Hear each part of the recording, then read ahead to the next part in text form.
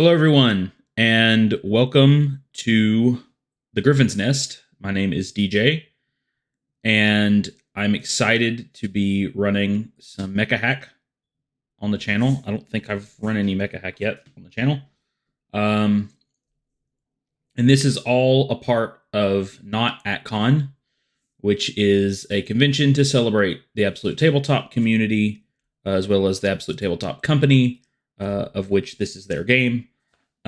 And also to raise some money for, I believe it is Game to Grow.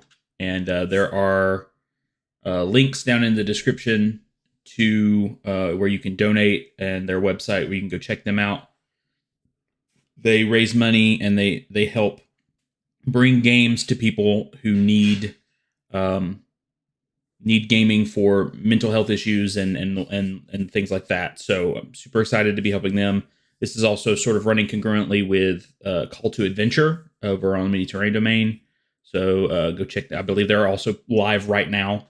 So all weekend there will be stuff going on for Not AtCon and Call to Adventure, all in the name of Game to Grow. So looking forward to all the rest of the stuff going on this weekend and seeing how much we can actually get for this charity. I was telling everybody when we were getting ready for all this, we were in the Zoom call before we went live. This stream hopefully will be a real true testament to the power of the Mecha Hack. For those of y'all who don't know, Mecha Hack is a very light rules mech game by Absolute Tabletop, headed up by Matt Click in the design, which is a hack of the Black Hack. And it is super simple to get into. We have a player here that has never played before. We rolled his character up minutes before going live. I finished my prep minutes before going live. This is very off the cuff. And hopefully we'll still end up with a good game out of it. That's the plan. So we're going to go around the screen and get introductions from everybody. And we're going to start with Matthew.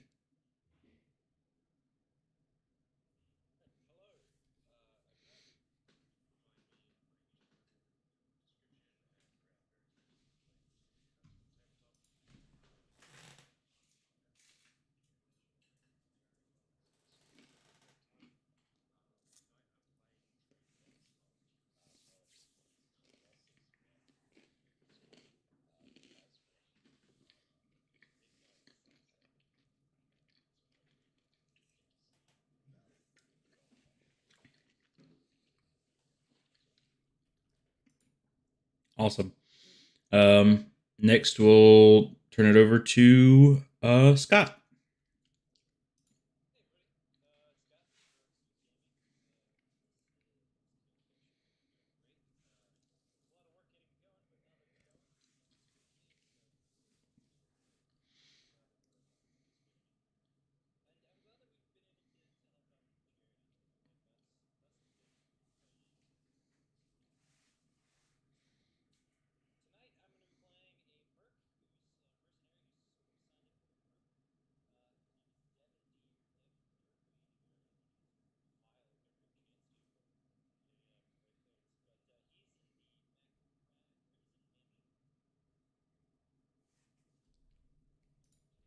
Awesome.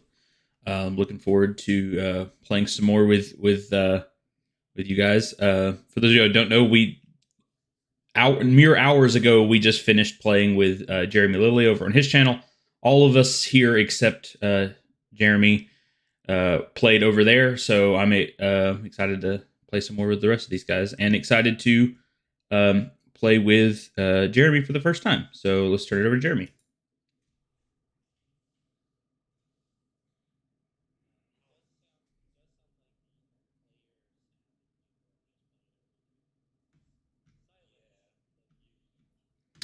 Oh, well, yeah, let's or maybe I never added it. Audio output capture.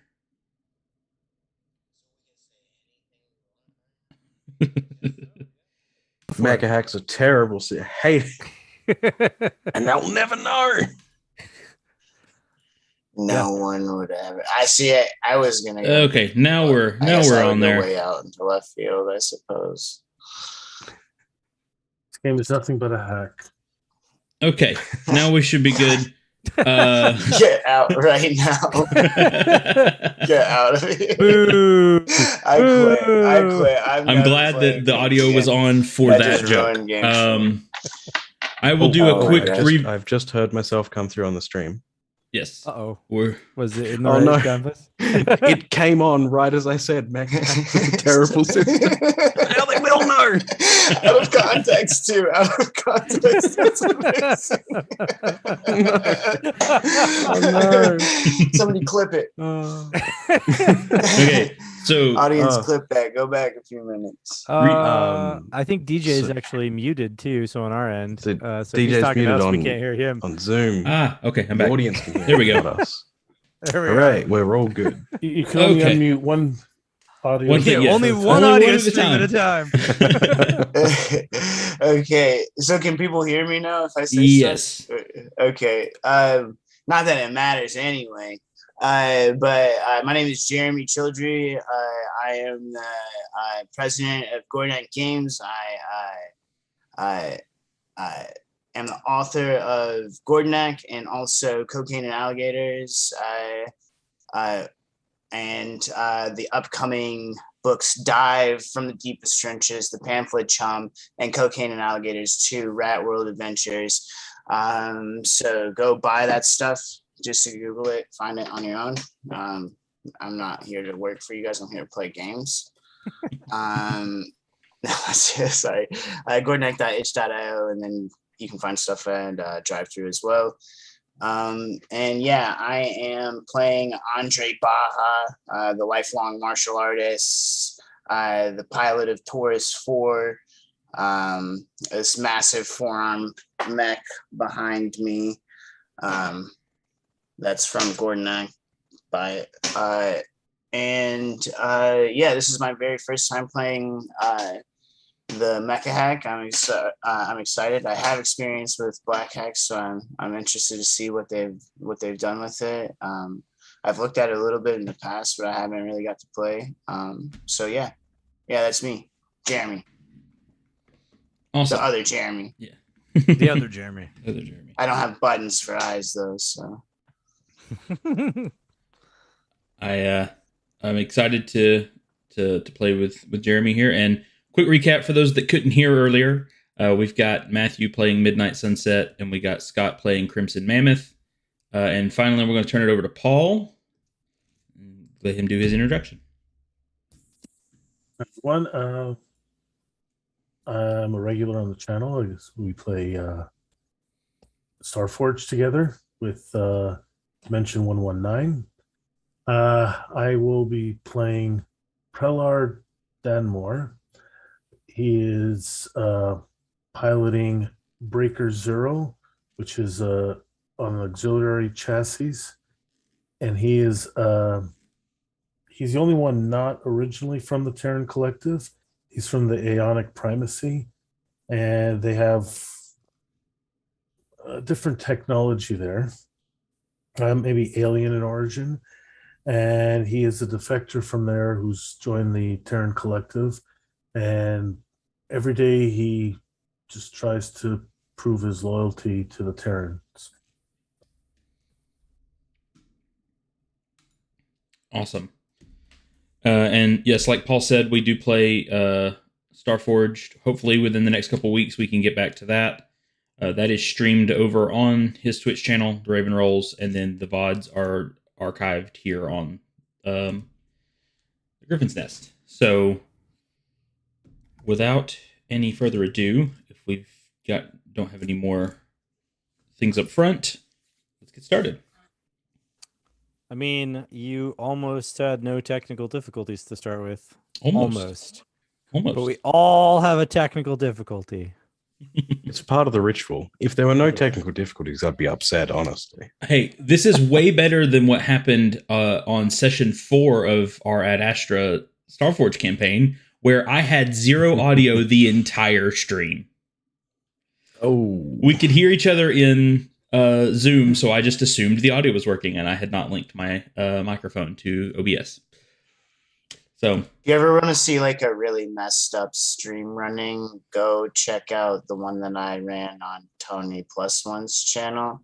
You can find that it's just skip into about an hour into it, and the whole production just falls apart. okay. Here we go. You guys are a crew of Terran Collectives, or at minimum hired by the Terran Collective, you guys are aboard the ship, the Nomad Alpha. This is a sort of patrol crew, sort of just out and about doing general patrols for the Terran Collective, seeing what kind of information they can gather. When all of a sudden there is sirens blaring from the cockpit as an emergency broadcast hits the comm system. Who's at the cockpit?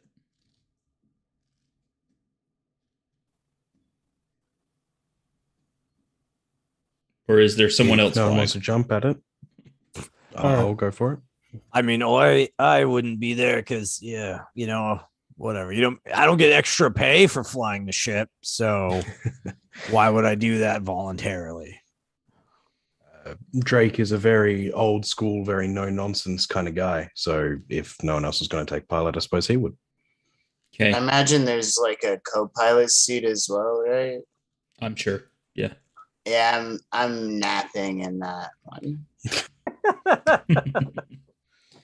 Well, as these sirens go off, Drake, you sort of intercept this transmission, and you can tell that from the code that's coming through that this is a Terran transmission.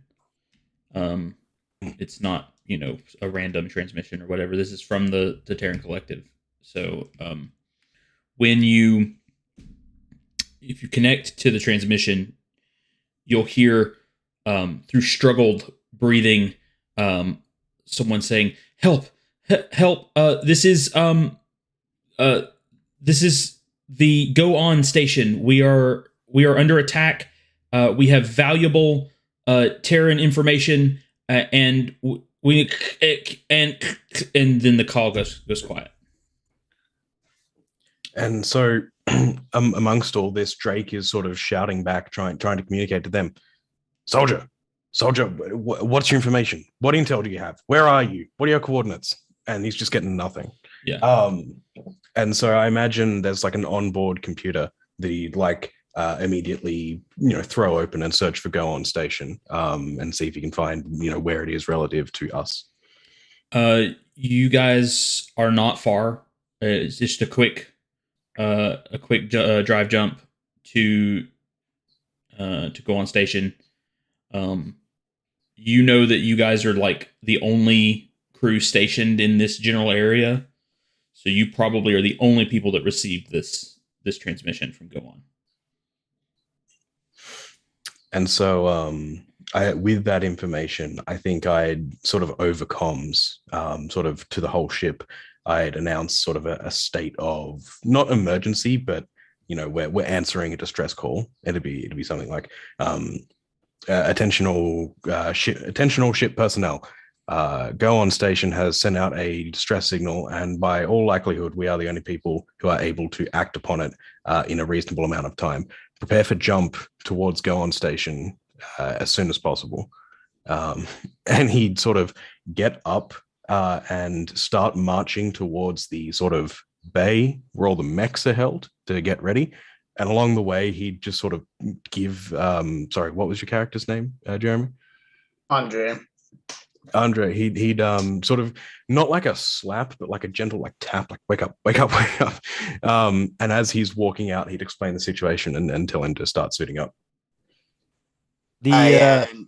And Andre, of course, gets up, kind of reties his gi pants because he always wears gi pants. Even though he's not constantly doing martial arts, he just constantly wears the gi pants, and follows. But before he follows, he like gets up and like acts like he's flying, and then realizes that no one's there to that he's supposed to be following you, and then follows. The radio chimes, like a little communicator chimes for Drake. Devin comes and goes, so did I hear there was some kind of emergency situation? And this is like personal radio, and so I imagine Drake's got it sort of in his collar almost. And so he presses it and he says, "Distress signal from Go On Station. We're the only people anywhere near close enough to help." Right. So just checking. This constitutes for hazard pay. Is that correct? I don't handle pay. I handle the ship. Yeah, I know, but Superiors. someone's got to sign off on the paperwork, right? And I think that you're like the highest ranking individual or something, right? Yes, I think he might be right. I just say there are lives at stake, and I just like cut the signal. I'm gonna take that as a yes, hazard pay, and I'll go ahead and suit up. And so with that, Devin gets up, kind of, slips into whatever he normally flies in, a jumpsuit or whatever that's got like all the different insignia for all the different crews he helped with over time, all the reasons why he gets what he gets paid. And then he comes out to get his mech all geared up. Also, is there like a auxiliary crew on board? I was just thinking about that. I would assume that you might have a couple of like ship hands that aren't like mech pilots. So you probably left them to like pilot the ship and make the jump so that you guys can be ready. Okay.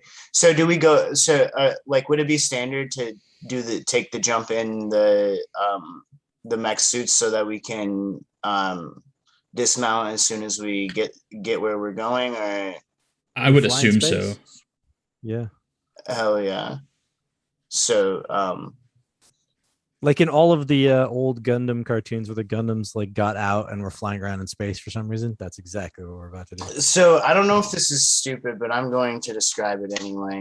So Andre like approaches his mech, pulls a small flute out of his ski pants, which don't have pockets, so it's really confusing where it came from, and then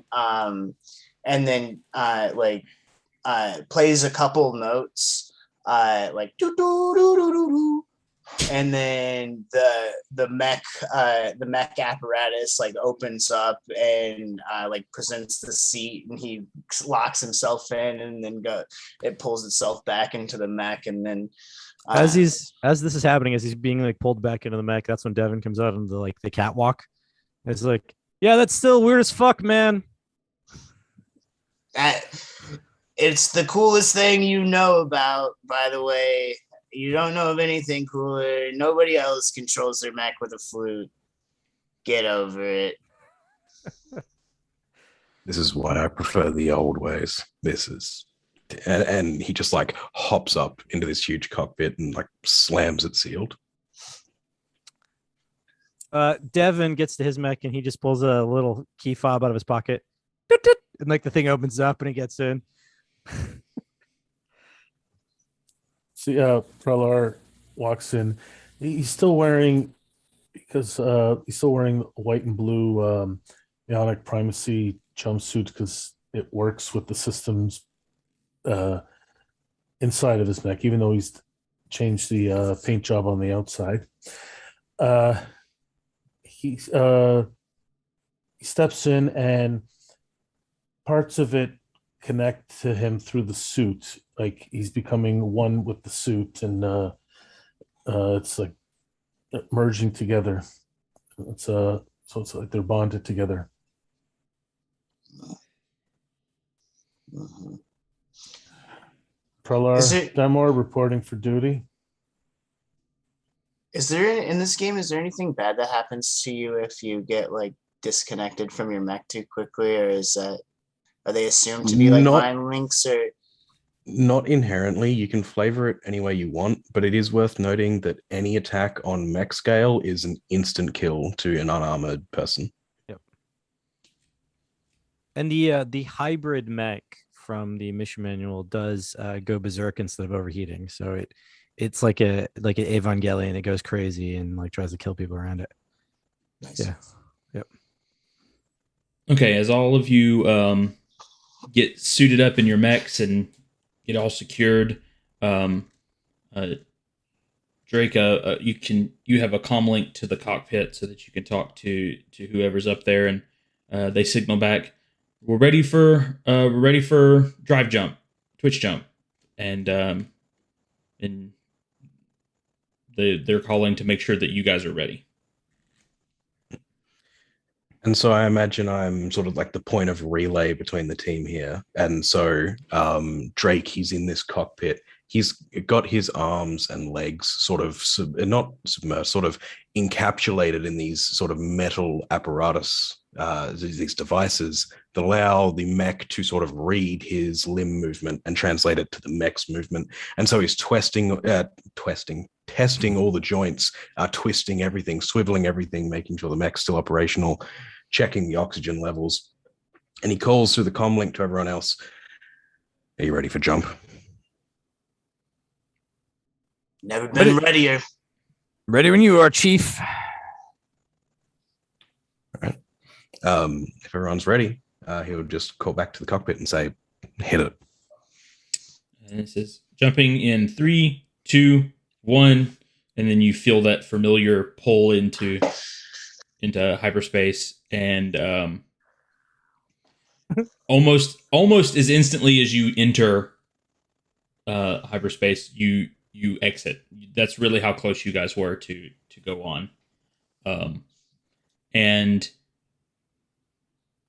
as you come out, sort of there's this big, in the hangar bay, there's a big window that allows you guys to see out to where you guys are fixing to jump. And you see go on station. And I don't know if any of you have ever been to go on station before, but you've been to a space station, I'm sure, at some point. So you guys know that generally there are moving satellites and turret guns and lots of blinking lights and all of these things. There are a lot less of those than there should be at go on station. So I believe the next thing we need to do is you guys need to let me see. Hold on. I want everyone to make a system test, please. And that's a fail. Fail. That is a 1, so that's an extreme success for me. Okay, so we get 2 successes, 2 failures. If you succeeded, your comm, your radar, and your sensors pick up that there is life on the exterior of this station. So imagine that sort of comes up in the display, like sort of targeting these things, right? A little arrow, like little things coming off, being like, doot, doot, doot, doot, doot, doot, doot, wherever they are. How many are there? There's a lot. There like a swarm? Like several swarms, yeah, of small clusters of life forms across the station's hull. Looks like we got a swarm on our hands, boys. I forgot the voice for this character. I forgot that we got a swarm on our hands, boys. Still trying to figure out my voice for my character too. It's okay, Scott. On the outside of the station. That's right, on the hull. Looks like we've got several swarms of what do you call them? Unidentified beings. You're not talking about Xenos, are you? Yes, that's what you call them. Xenos. That's what you guys have been calling them. shit, we can't open fire on the station. There's people on there. Well, there were 10 minutes ago. We need to find out where they are. For all we know, that everybody on that station is dead. And for all we know, everyone on that station's alive. Am I going to be the one who puts a plasma bolt through a man's chest? Is there any other life signs besides what's on the outside? Not that you can see. Like, you can't really get a good reading on the interior because of the plating. But I wouldn't be able to scan the inside of a station, that's for sure. But I can deal with some of these. You notice that you guys would know that normally, like, the turrets would take care of issues like this. But like I said, there is a lot less active turrets. Is there a bunch of debris floating around? There's some. It's not a ton. But there is some, like, little scatters of pieces of metal and things like that. So I can't assume that the turrets were destroyed, but they are not active, or they're not here, essentially. Correct. Mm-hmm. Drake, are we gonna get the order to dismount or what? Look, I'm ready to go for a walk. I'm getting antsy. we need to get their attention. We need to get out there and get them onto us rather than the station. I don't like it, but I think if we're being responsible, we need to be using melee weapons. You know I like to get up close and personal. That I do. That I know. All right, let's go. Make as much noise as we can. Yeah, so I don't know. So I assume that there's like crew to like help like eject or something, like help us like leave launch crew. leave. And I call my guy Squire. So I get on comms with him and I say, Squire, hit me. And he pops the button or whatever, and like I was scuba diving or whatever, I fall out of the side of the ship or whatever is appropriate. No one assists me because I am my own thing. So I just launch forward with the thrusters and slide out of the bay. I'm kind of like picturing like this, like some sort of system where like the cargo bay has 4 individual doors for everybody to pop out of at will for each of them. Is that like? I was totally imagining that for each mech, there's like sort of a not a box, but like an airlock that sort of raises up around the mech and then shunts you out. Okay, and yeah, so that the bay doesn't get atmosphere. Yeah, that'd be a bad day for Squire.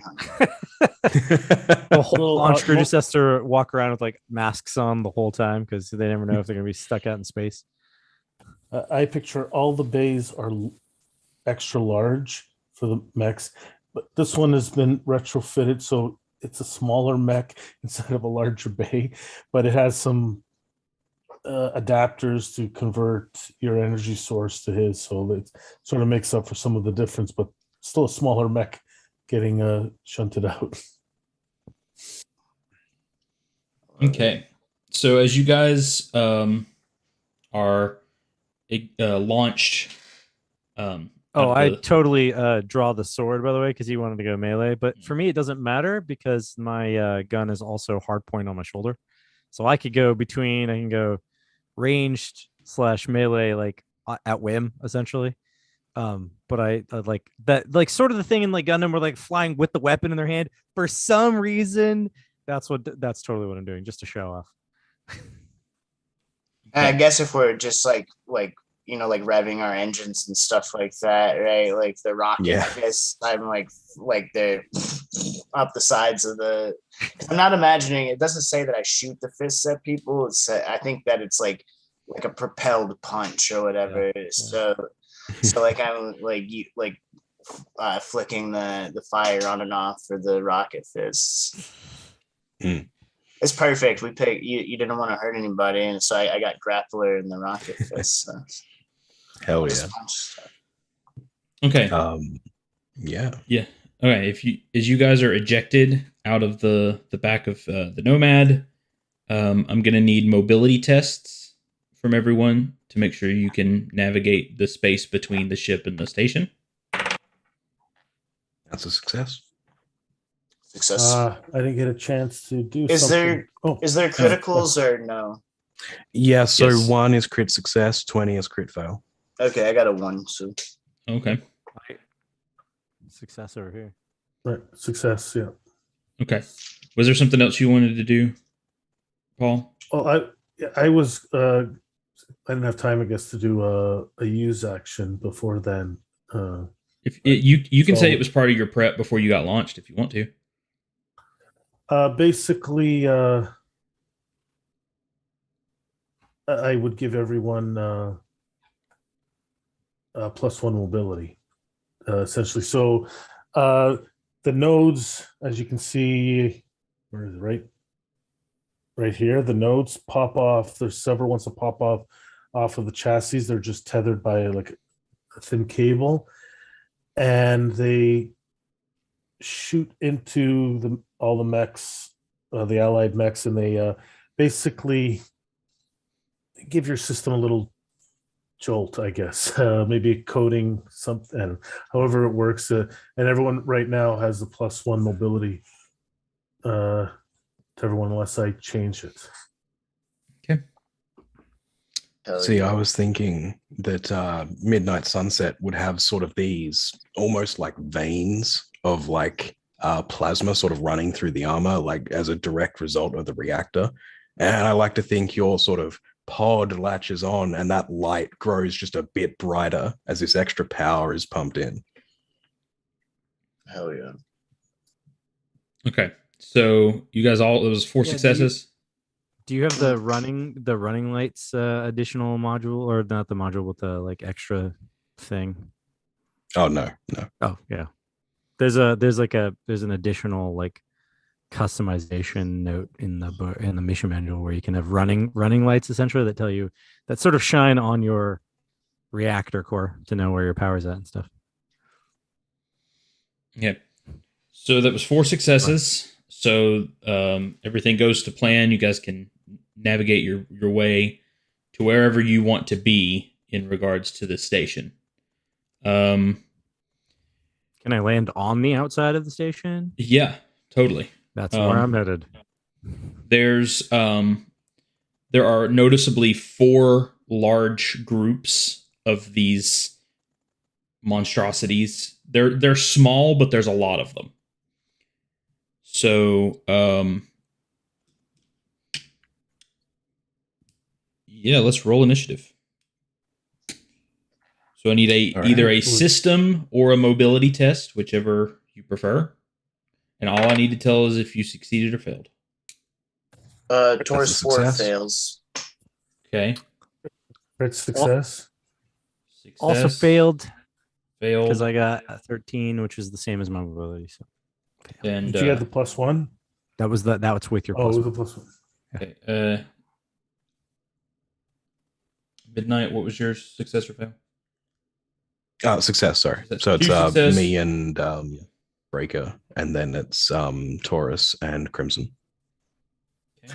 Are we doing a group initiative so people can? Yeah, Well, it's y'all can choose who wants to go between. So it's Breaker and Midnight up front, and then the enemy, and then Crimson and Taurus.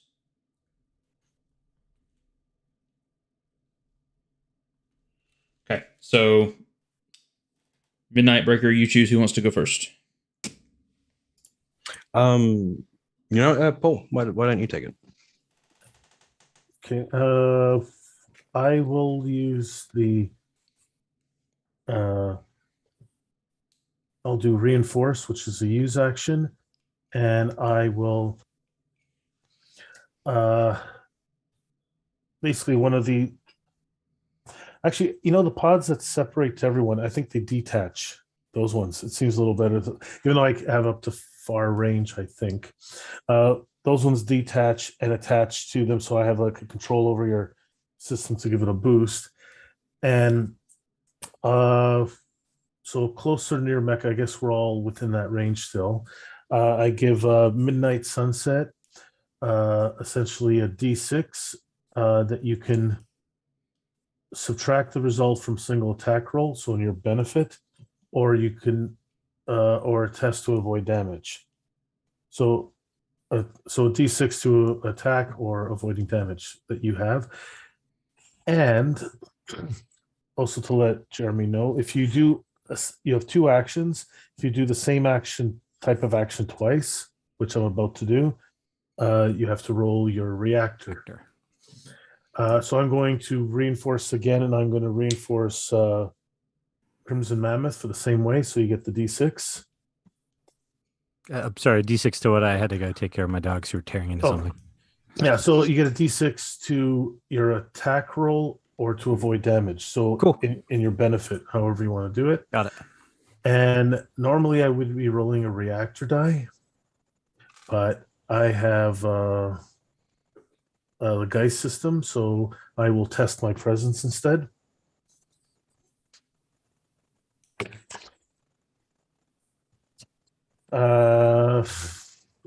We'll take D6 damage. You failed, huh? I rolled a 19. Okay, so 3 damage, and then you still have to roll your reactor. Dang it! And I still have to roll my reactor die. Wow, that's not a good way to start. Mm-mm. All right. The Geist system sounds cool. I have it too. It sounds so cool, but I'm also so worried it's going to work out the way yours just did. Well, yeah, I've used it before on another character, and I think I had a 19 presence. So as long as I didn't roll a 19 or 20, well, in this case I would have failed anyway. So I got a 5, so I'm good. My reactor died. So there's a bit of a power feedback when he's reinforcing some sparking and stuff, but it seems fine. The reactor's still going strong. Brad.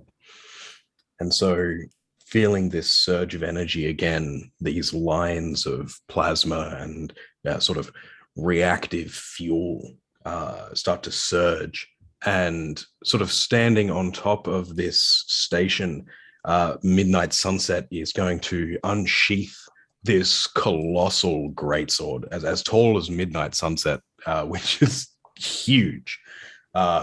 Take it in both just gigantic mechanical hands and start swinging for these small creatures, not even trying to hit them with the edge because they're so small in comparison, just trying to bat them. And so I think I'll make 2 attacks, if that's acceptable. Yep. All right. So the first is going to be a success, and the second is going to be a fail. And so on that first one, I'm going to use Paul's D6 to augment the damage. So that's my damage die plus Paul's D6. Could have used the D6 to augment the attack on the one you failed. Oh, is it the attack, not the damage? Attack, yeah. So it's the attack or the or avoiding damage. Choose class. Right. Yeah, my bad. In that case, I'll keep that, and I'll just deal the damage from the greatsword. So that's a D8 plus 2. All right, so that is 7 damage as this greatsword sort of swings wildly and bats a few of them away. Okay. And I'm going to test my reactor die. Actually, no, you won't. I am doing a core override on you. I don't want to be mean, but I want to roll my reactor die. Can I please roll my reactor? All right, go ahead. Hooray! If he rolls max, he gets a kinetic reactor too. Yeah. All right, we're all good. The energy flares up and then dies down. Okay. Yeah. You hack into this group of kaiju, and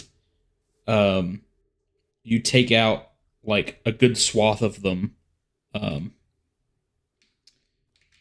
So I need you to take 1 damage because of the splash of their acidic blood as it jumps back onto your mech. Okay. So let me kind of get a lay of how you guys landed here. Did you all sort of target different groups, or did you sort of gang up on one? There are four groups of enemies here.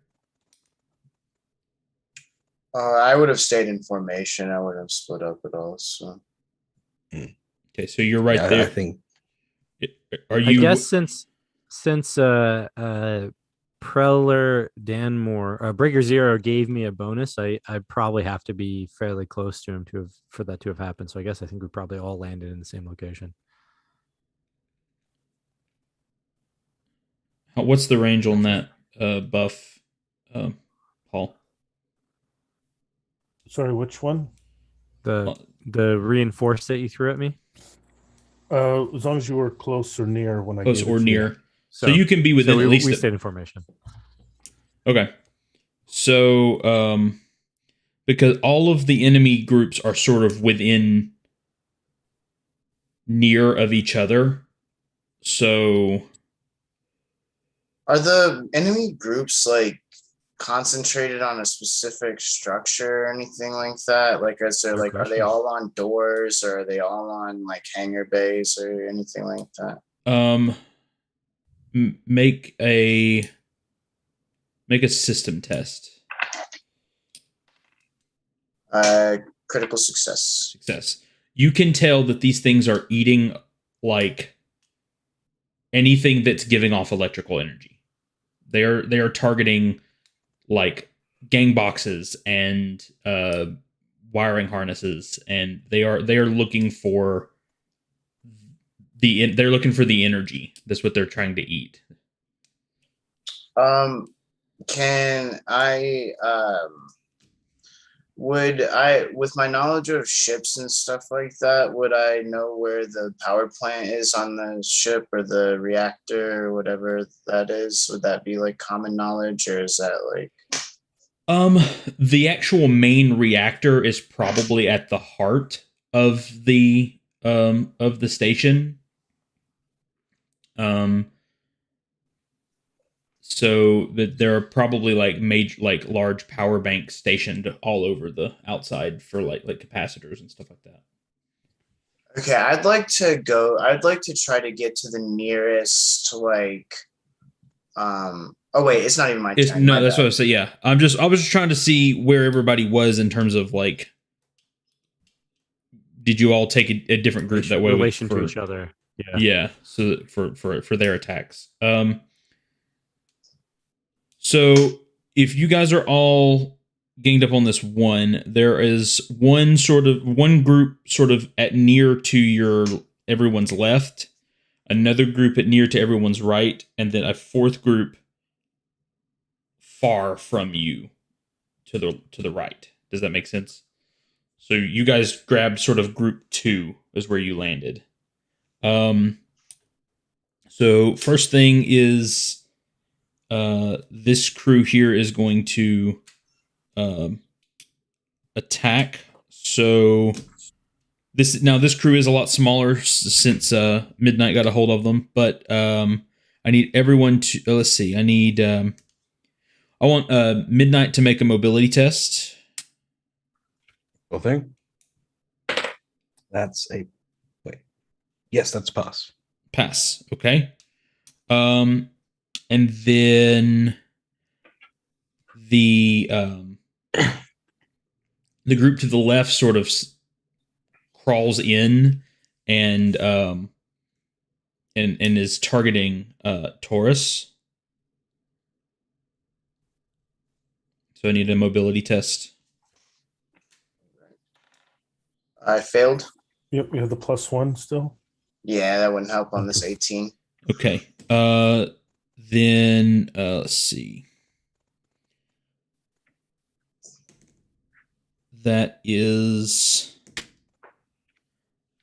okay. That's going to be 5 damage, but throughout the sort of this, they're like piling in on you and clawing at you with their claws. I'm sure you're probably struggling to try to get them away. Some of them get like knocked away and sort of set aside, but you still take the 5 damage. Oh yeah. Then the group to the right, instead of closing in, they sort of, these things look like, do you has everyone's seen this, the live action Scooby-Doo movie, right? When they're on the like spooky island thing, the creatures that all of them turn into, there's like lanky, like with the big ears.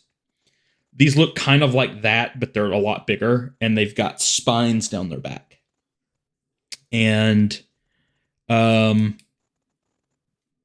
so this crew to the right sort of just kind of lean their head down and shoot these spines out of their back at Crimson. So I needed a mobility test. That would be a failure. Failure. Okay. That will be 5 damage. Okay. Okay.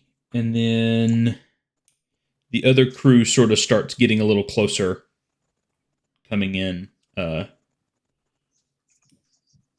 that'll be the end of their round. No, it's Crimson and Taurus. You guys can. Seeing the having just been attacked by them, like there's a bunch that are like right up on me, right? They're at near to you. They didn't. They made a sort of a ranged attack at you. They spit like some acid crap at me. It was like spines off their back. Oh, that's right. They like shoot That's right. spines. And then there was the acid from the thing that splashed on him. Got it. So I'm just gonna go. Can I, based on this, can now that we're on the station itself, would there be a possibility of using range attacks and not hitting the station, or would I definitely hit the station?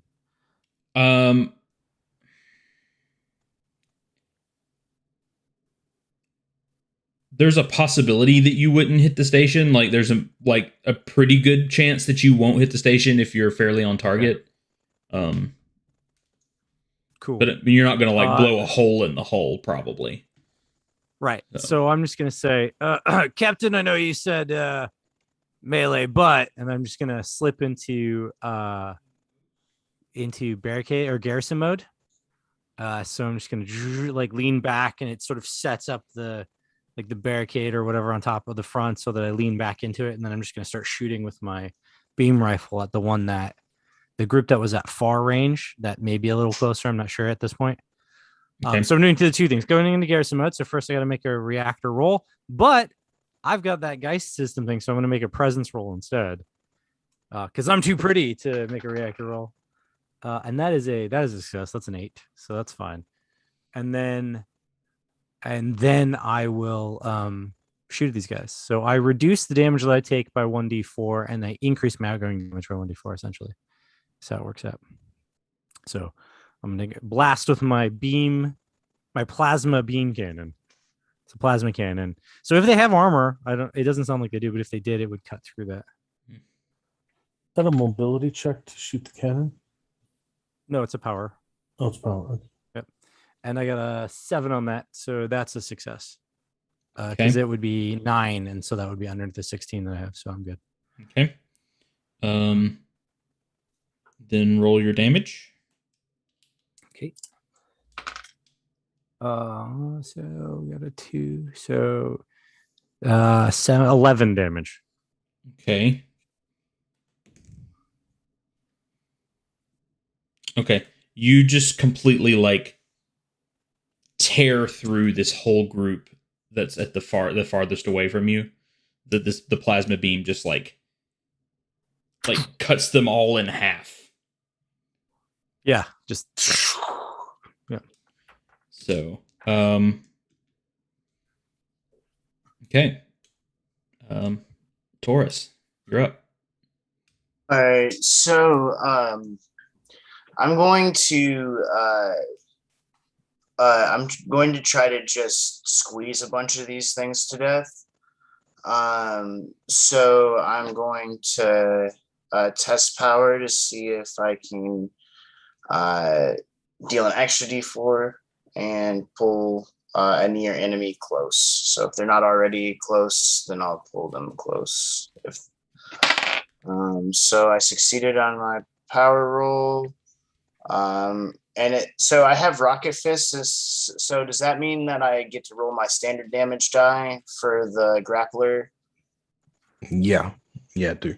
Okay. For unarmed and improvised attacks, the grappler. Yes. I don't believe that the grappler is unarmed or improvised. Is the grappler not unarmed? No, it is, I guess. So the grappler just uses a will or a power test, and then he deals 1d4 damage to an enemy and pulls them into close range. Right. And then Right. I suppose it'd be DJ's grappler is not an attack. I can ground and pound. It's all good. Yeah. I think the grappler is like a module, like an arm that comes off or something and yanks them in. Mm-hmm. Right. So I'm kind of imagining it as like the arms on the mech are like they extend out and like snake around somebody and then pulls them in, and then it deals 4 damage. Hell yeah. And then I gotta roll the reactor die. And if I roll it's a D6, so if I roll a 6, it goes down. Is that how it works? No, if you roll a 1 or a 2, it goes down. 1 or 2. So I'm good because I rolled a 3, and then I'm gonna punch this bitch in the face. So let's see, another power roll for a punch, right? It's a power for attack, and then you use your normal damage die for this attack. Yeah. So I pull this thing in, and then the like start like charging the thrusters. Success on the power roll with a 9, and then I deal 4 damage, an additional 4 damage, so 8 total for my turn to whichever. And I have 4 arms, so I know that so I could be pulling 4 or whatever. And you just sort of like flurry of almost monk style flurry of blows, pulling things in and knocking them out, and you tear through this. Now, which group were you attacking? The one directly in front of you, or the one that attacked you? So I was going to pull the additional near group close, so both groups would be close, if that makes sense for the what we're for That's all chopping them. So yeah. So if you're grabbing that group that attacked you and they were a little farther away, you just completely obliterate that squad of kaiju. Yeah, and what you see is like just a bunch of like my arm going and wrapping around legs and then getting pummeled by one of my other hands while the same thing is kind of happening in a mirrored image from the other, and just swinging these things around.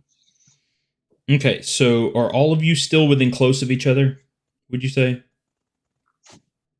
I'd imagine so. Okay. Yeah, I don't think any of us have moved. Okay, so then I need all of you to take 1 damage from the acid blood of this bunch. I will use my kinetic absorbers to take all of the damage from the acid. Oh, So is that Does so that- that's That works for any target, any amount of damage. it says It if a says he close can- mecha would take damage, you can choose to take that damage instead. So if Yes, everybody's okay. close, so Okay. that's 1, 2, 3, 4 damage You'll total. take 4 Well, I was damage. gonna ask, does my garrison mode, because I reduce incoming damage by 1d4, would that apply in this particular case? Oh, it totally would. Okay, so then I'm gonna go ahead and see what I roll. I mean, my minimum is gonna be 1, right? So he'll only Yeah. have to soak up Yeah. 3. Yeah. Yeah, you'll soak Yeah. up 3 then, Taurus. All right, nice. Cool. So I guess in the excuse there is right that I'm literally the Right. one who's like Yeah, you're the one that did it. Tearing them apart right in front of us. and like You're like, I don't know if in you can there. see on this mech that has like claws, so they're doing like little like blender motions and stuff like that. Like, Okay, and just so you know, Jeremy, you can take that damage either as hit points or armor points. Yeah, you can apply your armor points to any damage you take to. Yeah. okay, It's Okay. armor points are Reduce it. basically a second pool of hit points.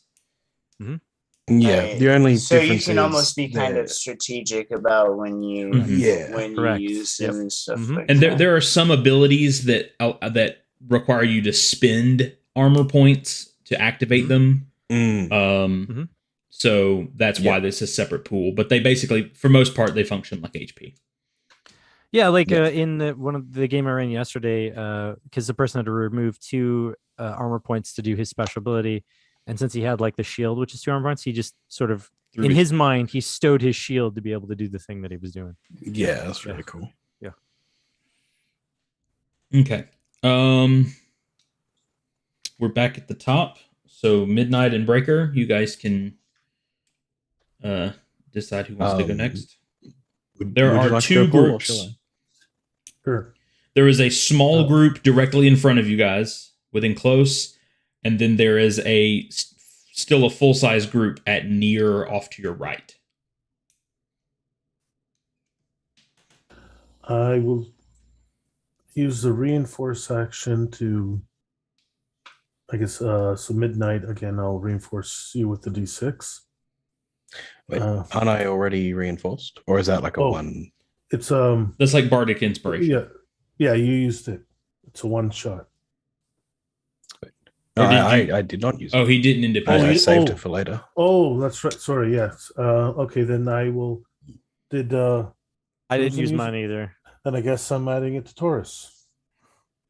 Teamwork. So you have a d6, yeah, for attacks or to. And avoid I get damage. the next one.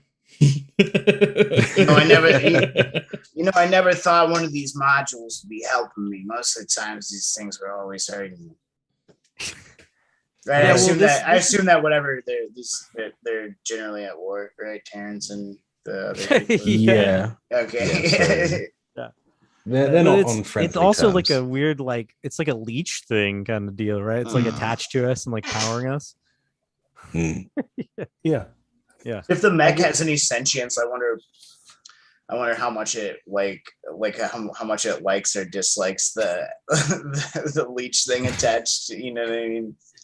And I'm It's gonna. like a reverse leech. I was just kind of thinking of this. I asked earlier who had been to Go On Station.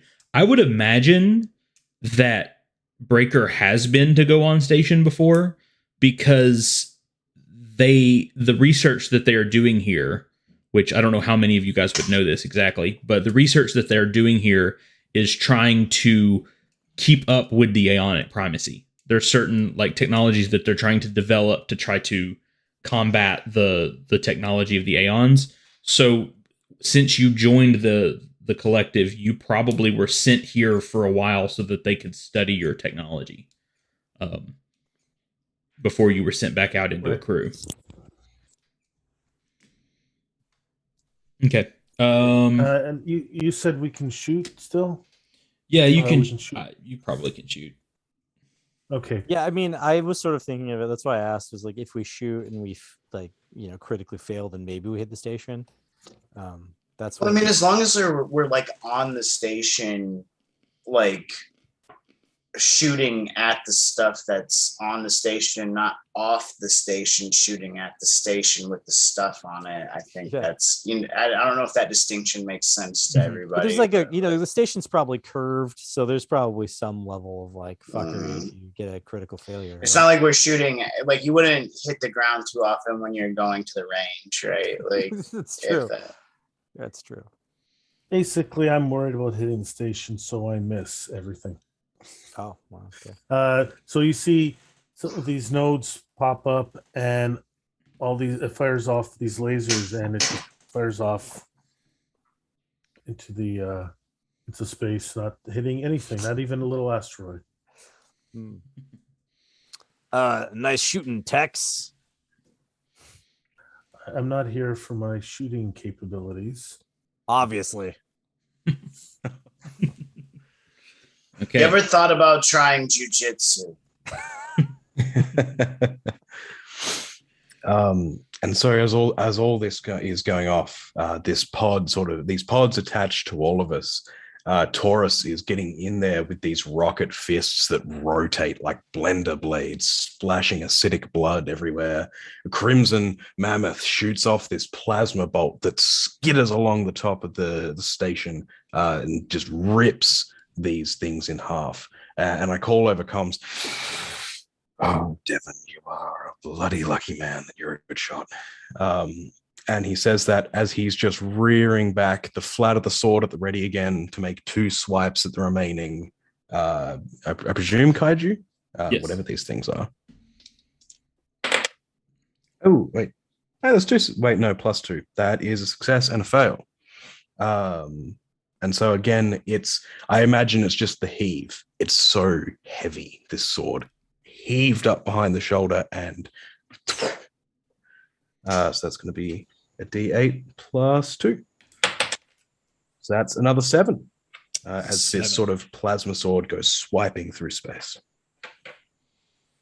Okay. Let me make sure, because I'm make sure I'm using swarm rules correctly.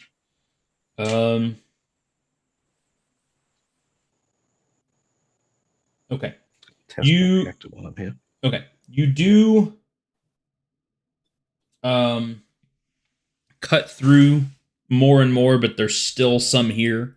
Like that swipe did not get quite as many as the first swipe did. They're probably retreating slightly. And that's just fewer to hit. Yes, but there is another acid spray from getting hit, so everyone needs to take one. Or if you're still in garrison mode, you can roll that die, which will get rid of that. And so it's 1 to everyone. However y'all want to deal with that. Yeah, this garrison 1 to mode everyone worked great for except me. Devin. Yeah. I'm just going to test my reactor as well. That's a 3. So the energy surges up and flares down. Okay. So you guys are absorbing that damage, or just on yourself?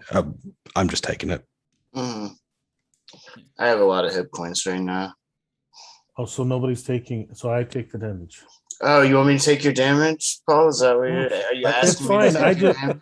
I'm not asking it. I'm just asking. I mean, it's okay to ask if you want me to take the damage. I mean, we're all friends here. I'll take the damage, Paul. It's not a big deal. Restore hit points, and I don't mind it going a little lower, but I don't have as much as you guys. Can you restore my hit points if I take the damage? Sure, I could restore your hit points. All right, I'm gonna take everybody's damage so that's another instead of 3 because Crimson can reduce it. Oh yeah, I'm good. In this garrison mode, and since I have to stay, it changes when I get a 1 or something, or like if I fail or I get out of it. I'll have to look it up. But yeah, I'm in this garrison mode for a bit until something changes. You're in garrison mode until you use action to leave it. And the reason would be to leave it would be that while in it, you have disadvantage on mobility tests. Yeah, right. So if I need to move for whatever reason, like really quick, or dodge things that I'm doing bad at, yeah. Well, avoiding pretty much every attack is a mobility test. So you've got disadvantage on avoiding all damage. So I had a question. Last time, did you did you take damage for me, or did I take that 1 damage from last time? He No, took I it. took it. I took Oh, the you last. took Yeah. it, and Yeah. you, so He you took took it both last of them. time. Yeah, you haven't. Okay. Yeah, Breaker, you haven't taken any acid damage yet. No, I've just damaged myself. Okay. It seems it's like real life. Okay, so we're on to their turn. So I also, like I said, rereading these swarm rules, make sure I'm doing it right. So this crew right in front of you guys sort of resurge, and they all come at, and I need everyone to make a mobility test. Gotcha. That's a fat fail. Success. Oh boy, both of mine were failures, so failure it is. Okay, Okay. Success. So My presence check. So let's see who was what. Oh, I'll just do this. If you failed, you take 6 damage. Oh, that's chunky. Yeah. That's not too bad. Oh yes. Actually, I think now is when I'll use Paul's reinforced die to reduce that damage by d6. But no, what it's help you to avoid damage. So you Yeah, part of it your was for mobility- You would have had the Oh. D. Yeah. it would have been I'm a mobility roll. dingus. I'm a huge dungus. If you wanna roll that against what you rolled for your mobility Yeah. test. So, I might do if that's yeah. okay. Yeah, so that's if you fine. want- yeah, so you can roll it and subtract it from your roll. Mm-hmm. Neither of mine were close enough for me to That even. actually makes me pass. Very nice. Yeah. Okay. So who took damage there? Just Crimson. Just Crimson. Yeah, Okay. but I only took 2 damage because I You 4 rolled a of them 4. went away. Cool. Yeah. So, then the other crew is going to they're near to you guys, so I need everybody to make another mobility test. Ah man. That's a failed pass. that on Okay, I have a question. Hold on, Yeah, guys. emotional damage. We don't know what we're making mobility Or for. whatever it is. Yeah. The stream went down. Okay, it's back.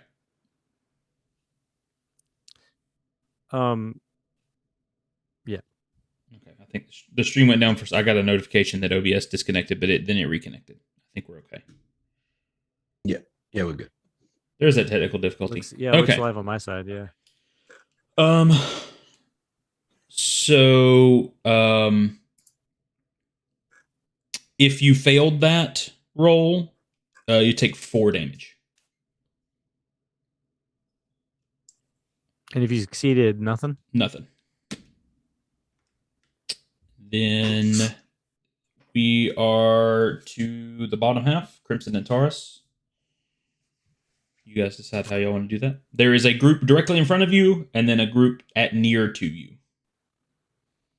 So the group that's near I have to shoot at, right? And then the group that's close I can attack without You can moving. do melee, yes. I mean, I can still move. I just have disadvantage on mobility tests if I understand the siege or the garrison mode. I Garrison believe mode. that's how that works. Yeah, you can still move. It's Yeah, not alright, like so I'm gonna- barricade mode. Yeah, I keep Yeah. confusing. There's like 3 modes, and I keep confusing the 3 of them. But And hey, you can hey, stack hey, them Yeah, all. there's That's the garrison, crazy thing. barricade, and assault. There's a siege mode. Oh, and siege. Jesus. Yeah, this is 4, I guess. So anyway, I'm gonna go ahead and slide forward with my whatever barricade garrison shield thing that's soaking up damage. Slide forward to fight those guys that are at near range to get them into close, so I can chop at them with my blade. Because I did shoot and I shoot fine, but I just want to be a little safer. So I'm gonna go ahead and do that. Slide into them and then make an attack. So you're moving to the farther group, right? Yeah, the farther group. Okay. Yep. And I got a 9 plus 2 is 11. That's still a success. 4. Hold on. Oh man, like max damage on all my dice. So 8, 12 damage. Okay. That You don't get them all, but you take a huge chunk out of that crew. And this is why you guys pay me to be here. I do need you to take, well, you'll reduce it, so that's no big deal since you're still in garrison mode. Yep. Cool. And then, Taurus. Just a bunch of acid splattering up on my shield. Just doing the cool like acid wash look to my barricade thing. Yeah.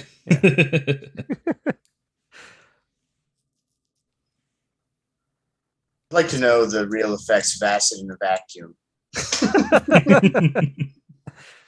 Jeremy over here asking the hard questions.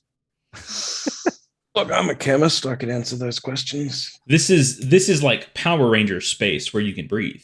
No, I'm kidding. And shoot fire. Yeah.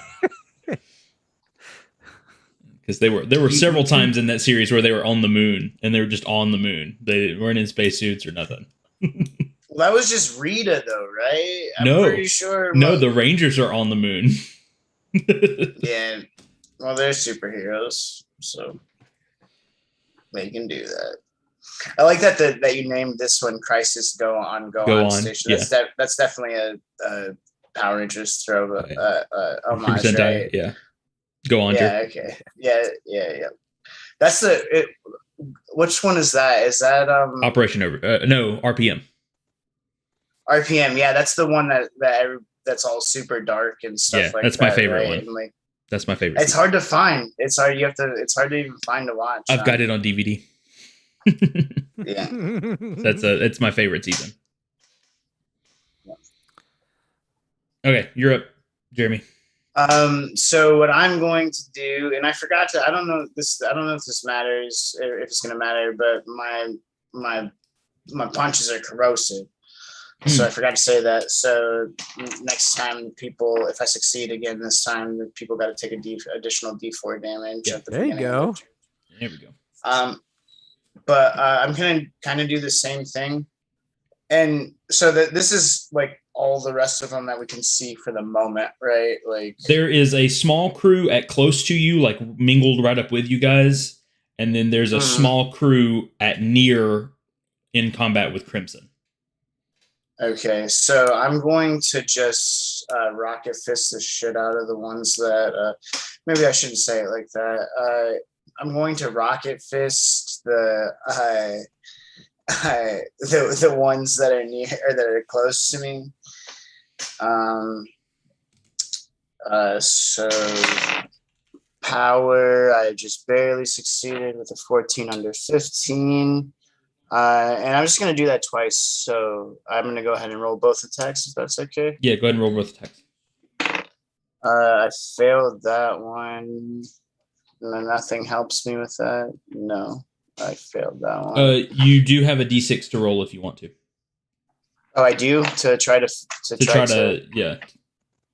Okay. Subtract it from your original roll. Yeah, no matter what it is, it's a 6 anyway, so I succeed now.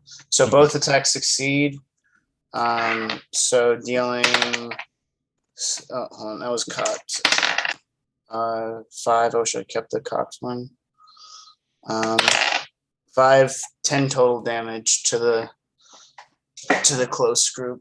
If the first attack kills it, then I guess that never mind. No, but with both attacks, you are able to take out the rest of these that are up and close on you guys. I do need one. The three of you, Midnight, Taurus, and Breaker, are going to be taking acid damage. If you want to soak that, however you want to deal with that. And then I do need you, Jeremy, to roll your reactor die for taking 2 attacks. I'll take the damage, and I did my reactor die already, and it was a success. So I take 4 damage, so I have 11 hit points. Oh wait, I didn't say that. Not metagaming at all for anybody who heals people. So you took the damage for me? Yeah. Yeah. The acid damage, yeah. Okay. So, and I just want to understand this, right? So, like, I haven't been using this energy shield thing because I'm at the end of initiative, and then their next turn, is right after me. Does that make sense? Like if I what was at the beginning, energy shield, is that a module? it says or it says consumable? as a use that it's an ability. So it says as a use action, choose yourself, another close or near mecha, or another close or near mecha. Roll your reactor die. Once at any point before the start of their turn, the mecha may roll 1d4 and reduce the incoming damage by the result. Right, but I'm at the end of initiative, so their next turn is right after me. Right, Yeah. so You could use it on Crimson, and he would get use out of it if you wanted to. That's true. Because he is after the enemies. But yeah, that's unfortunate that you're at the very end because you. So if I was before the enemies, then it would make more sense to use.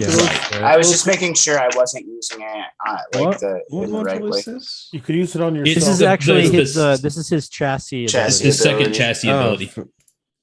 Yeah, you can use it on yourself as well. Yeah, you can use it on yourself, And especially since you're taking damage from Oh, us. yeah. That would make sense.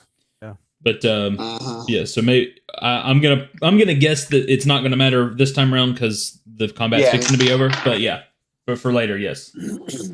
So we're back at the top of the initiative. So we're at Midnight and Breaker. There's one crew left, and Crimson's got them pinned down. So how you guys want to help that out?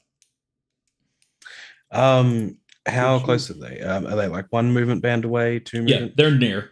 They're one movement. Yeah, you can get there this one turn. movement.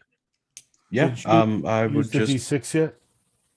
I did use the D6. Yeah. So let me go first, just in case. Oh yes. Sorry. I will reinforce you, and Thank you. just because I'll try to shoot again. Did you roll your reactor for that reinforce, or do you no? Or you don't have to do that, do you? No. Okay. No.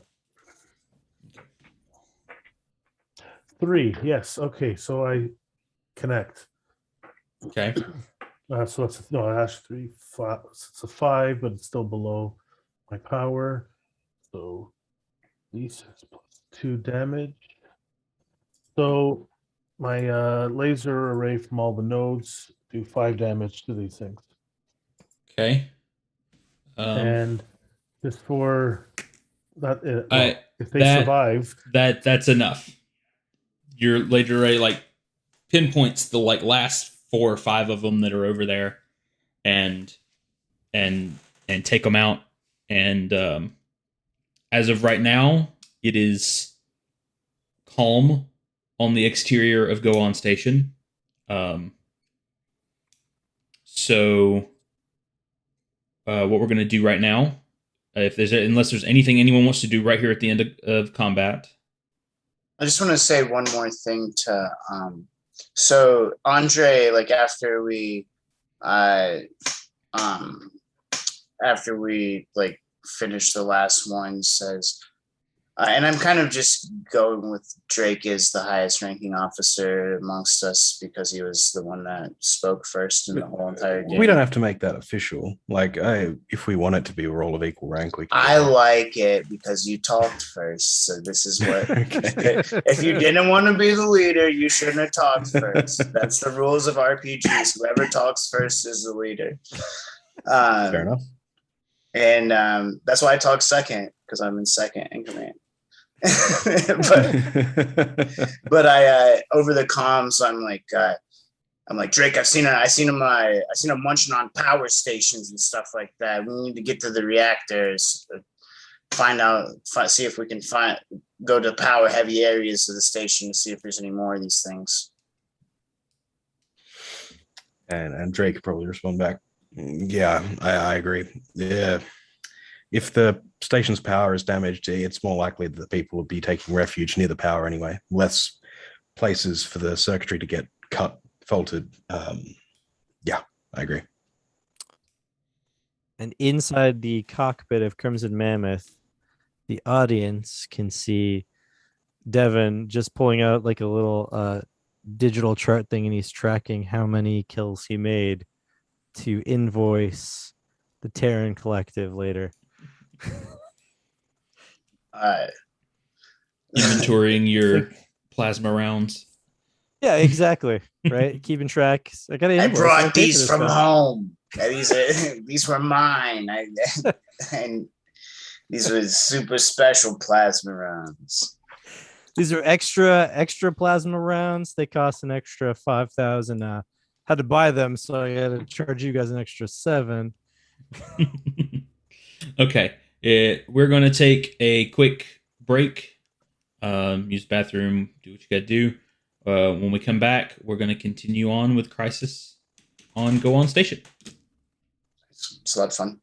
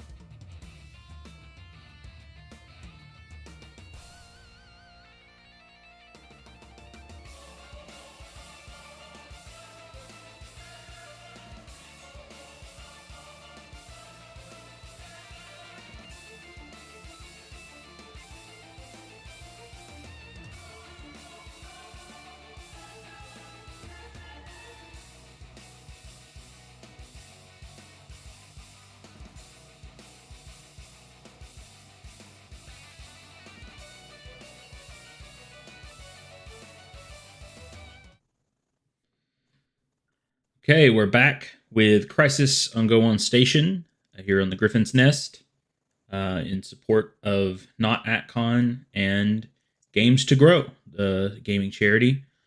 There are just links in the description to how to donate in their website, so you can go read about what all they're about, as well as links to everyone that has links that's here on the screen or down below. You can go check them out there.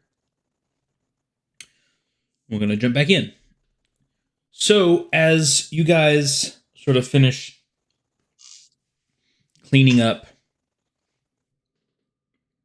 these kaiju swarms that were eating power supplies and things on the surface of the station, you guys had talked about trying to get inside to try to get to the reactor and hopefully try to get to where the people are. So, is there anything else you guys want to do while you're out here on the surface before we start heading inside? Are we going to have to get out of our mechs on the inside? No, you're not. This station is they actually do experiments and stuff on mechs and stuff here, so a lot of the corridors are large enough for mechs to be able to walk through. Including the two Colossus? Oh, absolutely. They design it for us, and mm-hmm. then everyone else has to deal with it. Right. That's the Colossus is a collective special. So does anybody they're overcompensating.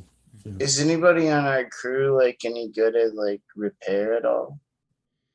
I think so. Not I. Maybe somebody should try to get one of these repair one of these power things, and then we can like look in the window and see if we see any people running around or anything.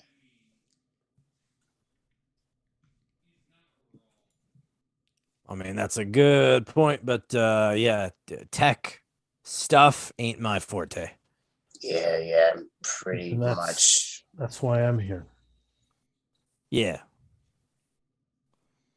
Speaking of fortes, beep, boop, beep, boop. There you go, Drake. Send off you the invoice. We'll also kick it off to Terran Command. It's fine. Don't worry about paying it right now. Moving forward, I think we should definitely, as Andre suggested, move towards the heart of the station where the power is maintained. If people are going to be anywhere, they're going to be there.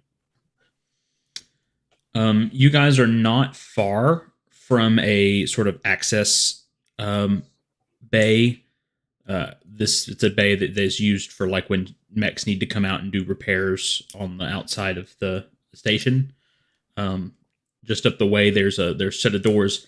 They are shut, so we'll need somebody to either make a system test to get them open, or make a couple of power tests to try to break in, which might not be the best thing to do.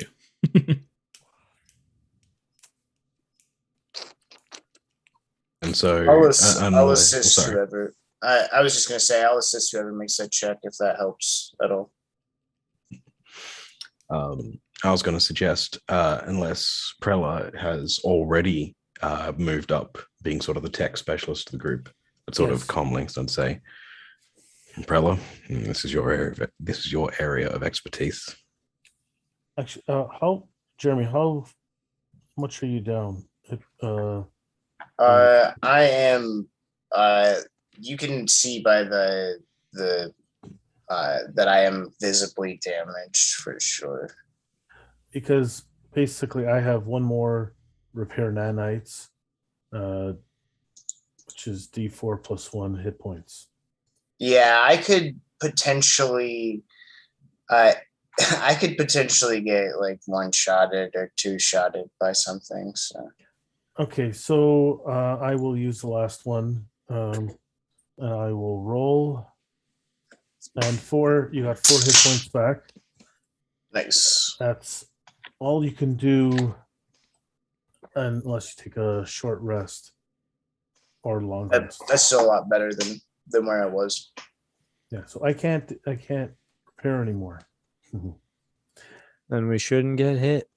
Well, that's my job is. I try not to get hit. We'll just mitigate, control their posture, and if you do that, the damage that they can do is mitigated. It's just simple body mechanics or mech mechanics, if you will. Just mechanics, So All right, so system check, you said? Yes, to try to open the success. access doors. Success? Okay, so you're able to sort of draw enough power to this section of the station, and the doors to this access slide open, and you can see that there's not far in, there's a second set of doors. You can assume that this is some sort of airlock system. But this area is big enough, this airlock is big enough for all of you guys to come in. Said it's a staging area for repair mechs. So they as you all come in, the door you can trigger the doors to close behind you, and then there's sort of a faint but telling sign of the airlock pressurizing, and then once it finishes, the inner doors slowly slide open, revealing the hallway. The hallway is sort of telling as to what sort of issues are really going on with the power systems here. There are lights, but they're dim and sort of flickering down the hallway.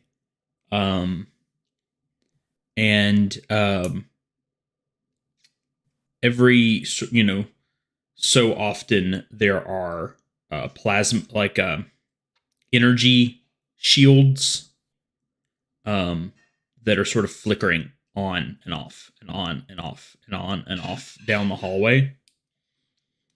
So Is this like are these hallways closed and it's like a metal station, or is it something from like Gundam, for lack of a better reference, or like Elysium, where it's like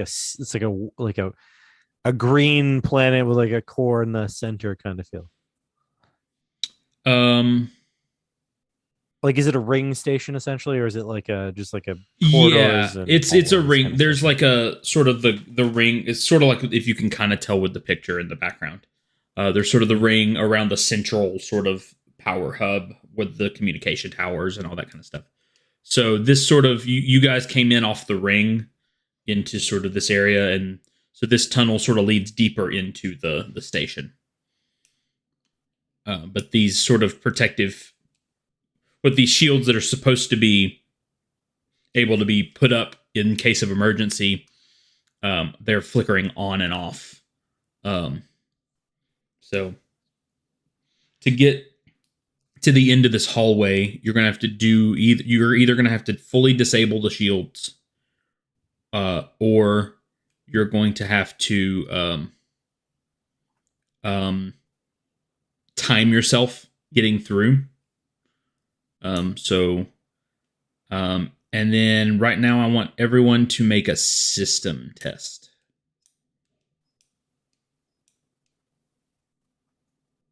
Really? That's a fail. I failed. I also failed. In fact, I critically failed. I don't know if that means anything. Did anyone succeed? Okay. So, Breaker, you notice, and maybe you notice it, but it's not fast enough to get the information to Crimson.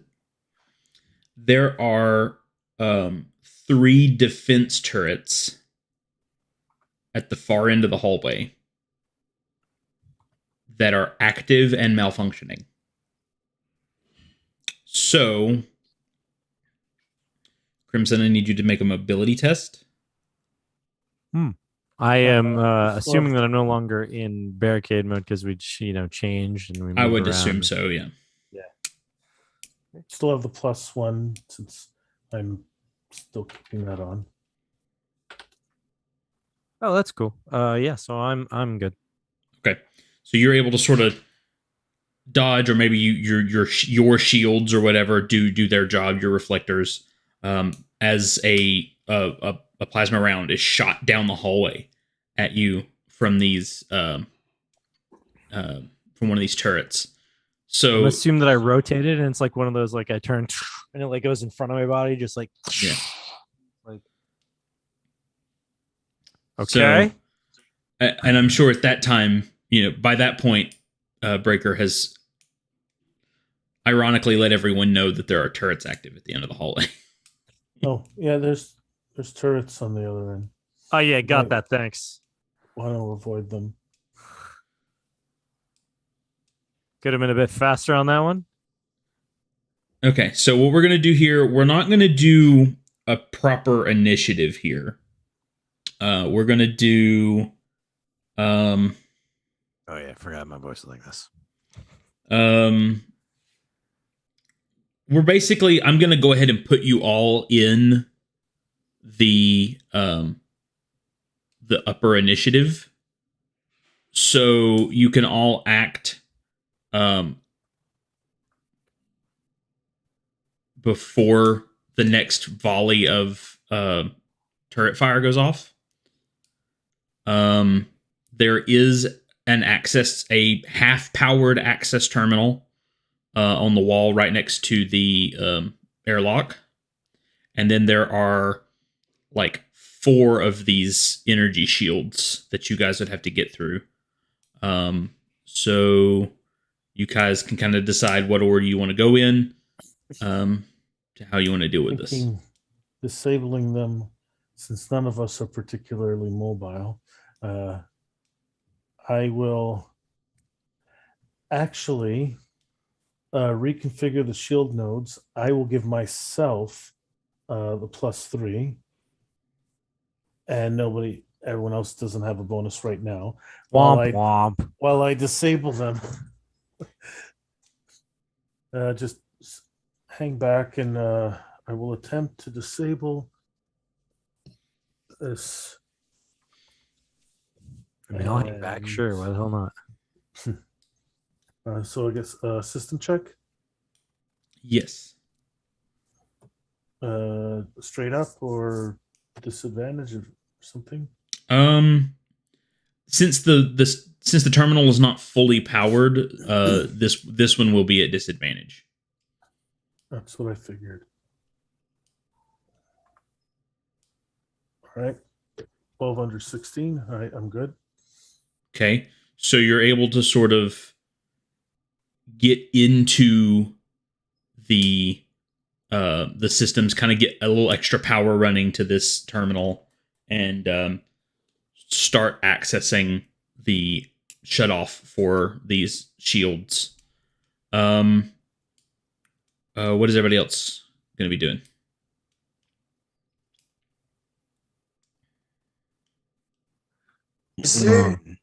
Is there like anything in the corridor in the immediate area, like cargo or anything like that?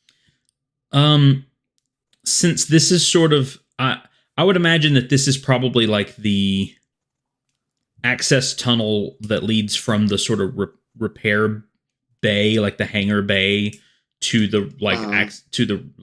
the access for the repair tunnel. So there's not a ton in the hallway. There might be a few, like, I think there may be a couple of smaller piles of crates that maybe haven't been loaded into their proper locations yet. But other than that, the hallway's fairly clear. In that case, I'm just gonna take a shot at the turret gun while Preller is taking care of the shield modules. Sorry about that. You're good. So that's a powered. Yep. Right. Yep. Mm-hmm. So that's a 16 over 50. So +2 to attack. So if I got a 14 and my power is 15, that means I failed, right? You failed. Yep. Okay. And then I'm just going to take another shot then. Same exact roll. And then a reactor die is a 5, so I'm good. Okay. I would imagine that as you were taking shots, the energy shields were blinking on and like absorbing your rounds. This is the chain gun, right? Yeah, the chain gun. Yeah. So So it's Yeah. they're just like blocking all of these shots. it's like, what are the fucking odds? I mean, hold on, I got this. And I'm gonna do the same thing, but with the plasma beam cannon. So the shields don't mean jack to me. So I'm gonna go ahead and take a shot at it and see what happens. That's a 2, so that'll hit regardless. Okay. Roll for 7 damage. 7 damage. You kind of beam into one of these turrets, and I imagine that these turrets have like 2 or 3 barrels all on each turret, and you melt 2 of the barrels off of this thing. It's significantly damaged, but it's not like completely disabled yet. But it's very hindered. So there are about, I think, kind of spread out down the hallway, there are 3 different ones. They're all, I'd say, within far of you. Does that change your attack, by the way? I think there's 1 that's in near and 2 that's in far. I'll say that. No, so I don't get disadvantage unless they're close or Distant. Distant. So I'm good at near or far. So there's 1 at near and 2 at far from where you're at right now. And the first, so let's see if I can get this. So there's you guys, and then there's 2 of the energy shields, and in between the 2 energy shields is one of the turrets, and then there's another energy shield with a turret and another energy shield with a turret. I would have shot at the farthest one out just because I can. Because again, being a plasma cannon, I mean, technically, I guess the energy shields probably apply, but the whole idea of the plasma is that it ignores the AP, right? Mm-hmm. So they can't use the AP to defend it. So I assume that sort of it looks like cutting through like the shields and stuff that people have. If while this beam is active, one of the shields flicker on, I imagine it's like if you've got like a sheet of like water, like a waterfall, and you stick your hand in it, and it like makes like a loop. Like exactly. That's what it looks like. That's exactly what I'm sort of just too. Yeah, like just goes around the plasma beam. So that's what I was thinking. So I would have shot at the farthest one I possibly could, because the shields don't affect me like they do the chain gun over here that's bouncing off of them.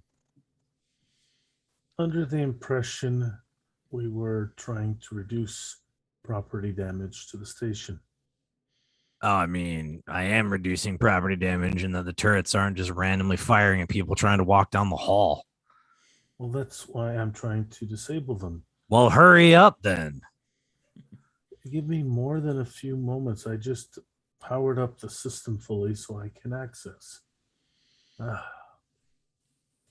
Okay. Crimson, I believe you might have a second action. Yeah, I mean, I'll go ahead and take a second shot at another one, because I mean, if I significantly disable them, they're still going to be able to fire, but hopefully they'll be weaker, right? Yeah. So let's go ahead and take that second shot, and also roll reactor die first, just to make sure. I'm fine. And then I'll actually go ahead and take that second shot, and the second shot is a 9 plus 2 is 11, still a success. For not very much, 4 damage. Okay. Yeah, you melt a chunk, but it's definitely not as big of a chunk as you've melted off the first one that you shot.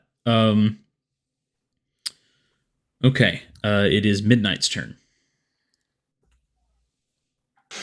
So to recap, we've got Breaker trying to sort of deactivate these turrets. Crimson, who's been shooting these turrets with this sort of plasma rifle, melting these barrels off, and Taurus, who's been charging through the plasma shields, trying to take the fire. No, I No. was trying to shoot the turrets as well. I thought that, I'm sorry, I misunderstood too. I was shooting the turrets because I thought Preller was disabling the shield mechanisms. I thought he was Right. too. Yeah. He's Oh. trying to sort of to disable both. I'm assuming. Okay. Okay. Right, Going right. first type power up, get full access. I was gonna first take down the turrets, then the shields. Ah, see, I thought you were taking down the shields. I figured the turrets are still going to be a problem. Yeah, I wouldn't have even shot if I would have known we were taking down all of it at the. But again- T4 opened fire, so I was like, well, obviously Yeah. it's fine with command. So And I mean, see, this is how things happen, right? Well, Preller didn't articulate what he was doing exactly. that's also true. Alien blabber jabber. I'm just gonna assume that it's my mistake. I shot first, so. So we're calling T4, Double D, we're just creating nicknames. I called him T4. That's what Yes. I call him. You're Double D. Well, so you're going with your real name. Oh, I know. I'm Crimson. Yeah, I meant the character's real name. Real character's real name is Double D, sure, but Yeah. he doesn't go by that.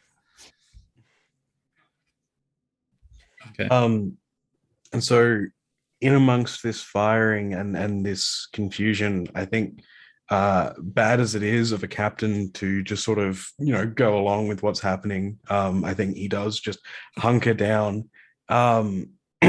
He sort of pulls up this, it's a beam cannon, and it has a sniper quality. Nice. And so I think he Nice.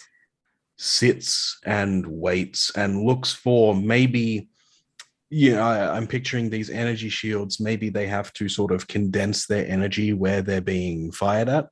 And so maybe he waits for the perfect moment when a huge hit from the other two is sort of not dispersing. Divert? No, that's not right. Not the word. Yeah.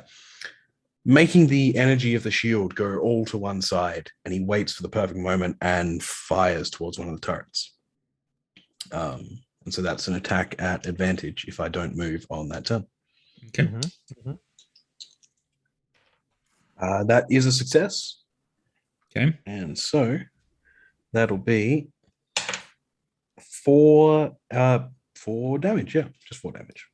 Now, which one were you firing at? There's one at near, Probably. and then there's one in sort of in the middle at far, and one at the far at far. I think so. These two have been firing at the one that's near, right? No, I fired at the farthest one away, and then the far but not near one. In that case, then I would have gone for the nearest one. It's got the least amount of shield to get through. The sort of energy is being pulled away from it. Yeah. So you take a good clip out of it, and it seemed you've taken at least maybe a barrel and a half off of that one, and it's maybe sort of skipping in its rotation, but it's still active, but it's definitely down some. Okay, so they sort of all kind of skip a turn, and they all kind of lock with where you guys are at. One of them, they each sort of lock onto the three that have been firing guns. So I need each of you to make, let's see. Okay.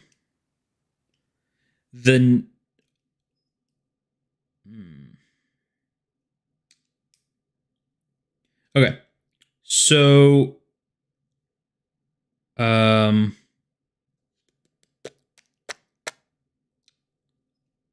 Would this be a mobility roll with advantage, perhaps, if they're shooting at us?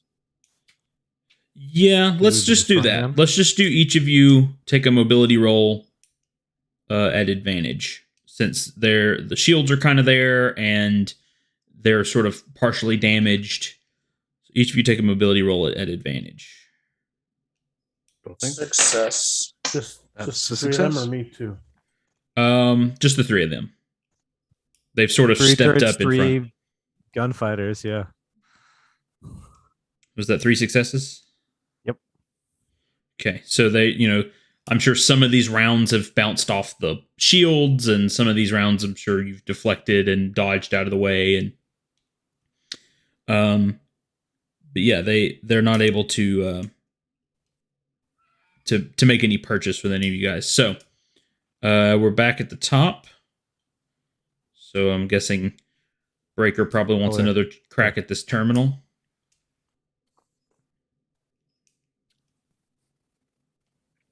Okay. I'd like to shut down the turrets if Okay. possible. Do we have any Zeta points? I I hadn't given any out yet. No. Okay, then no, I got 16 on the dot. See, Okay. good thing we're shooting them. All right, this is getting ridiculous. You do have a second action, Breaker, if you Oh, my want bad. to. Oh, yeah, I guess I'll do that. All right, 7 under 16. And instead of the reactor die this moment, I will. No, that's.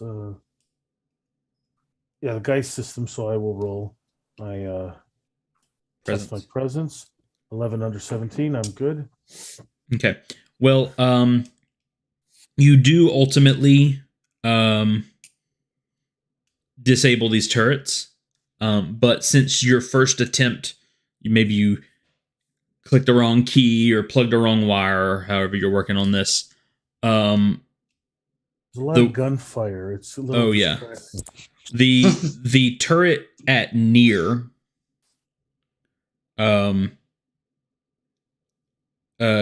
actually like shifts. I guess I don't know if you moved something when you were doing something or it noticed something was wrong, and it turns and it actually takes a quick shot at you, Breaker. So make a mobility test.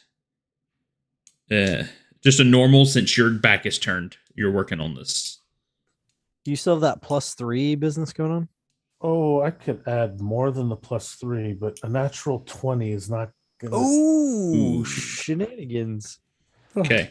Yeah, this one, it like, I guess, catches like something in your back and you take 4 damage.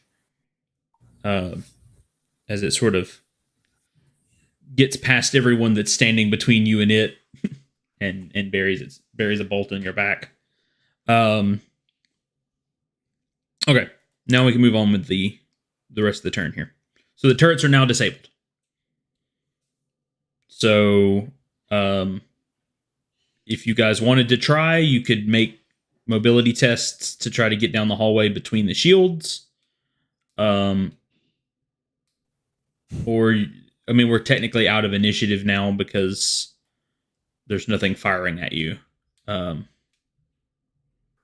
I'm going to try to take them down, the shields. Yeah, now I can just sit and wait for Breaker Zero to do his job since they're not firing upon us. I switch the whatever it's called, the the shield nodes +1 to everyone's mobility. Back to that. Nice. So, did you make another system test or? Success? At this point, the only success. Okay, I was saying at this point, the only thing that would probably hurt you guys is if you made a critical fail. But yeah. So the shield walls go down, and you guys are able to sort of make your way down the corridor towards the main hub of the station. Is there anything you guys want to do before we move on to the next section?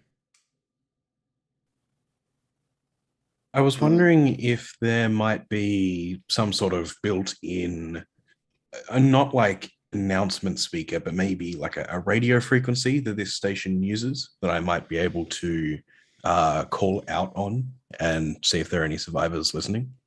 I would assume if you did a quick scan with your comm system, you could find a sort of a radio signal that's stronger than the others, that's maybe like more local.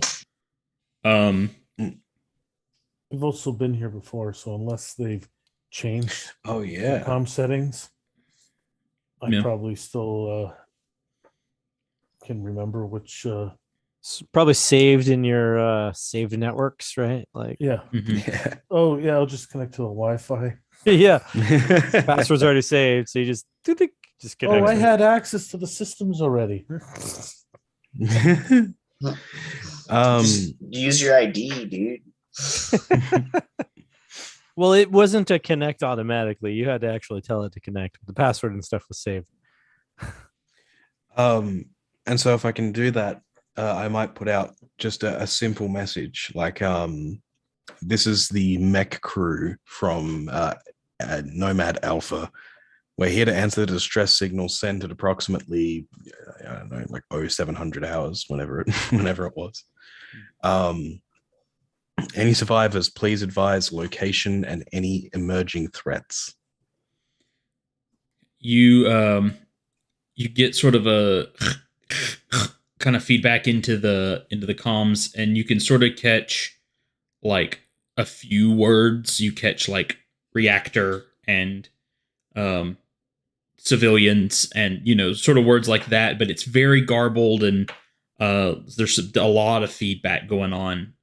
It sounds a little panicked. I mean, I think you would be too if the station was the power was going out in the station. So but from what you kind of guess, there's probably a group of civilians or closer to the reactor, which you kind of all figured to begin with. And you get sort of a ping as to where the transponder, the message was coming from, so it kind of gives you a general guideline to how to get to the reactor. All right. And so, gun in hand, I suppose I sort of calm everyone else, and I'm just like, all right, we know where we need to go. We know what we need to do. Let's do it. Lock and load. I'm gonna saddle up next to Midnight Sunset as we start moving down the hallway and go, it's really kind of archaic that you actually carry that thing. It's really kind of archaic that you demand payment, but here we are. Well, I mean, payment is how you get paid. Like, how do you eat on your vacation time if you don't have pay in your account? I mean, but that's neither here nor there. The point that I'm making is you got to get one of these bad boys. And I just started in about the benefits of a shoulder mount, and and they're not too expensive either. They're actually like pretty affordable, supposing you get paid for your job. I like to think Drake is like, he likes the old school sort of ways of doing it. So much so that I think he has a headset as his comms unit. And when this starts going, he just takes it off. Just takes it off for a few minutes. And he puts it back on and he's still going. He's like, nah. Oh yeah, definitely. The Crimson Mammoth definitely has like a Bluetooth, like hands-free, communication device, and that's why he needs more money. He's spending it on.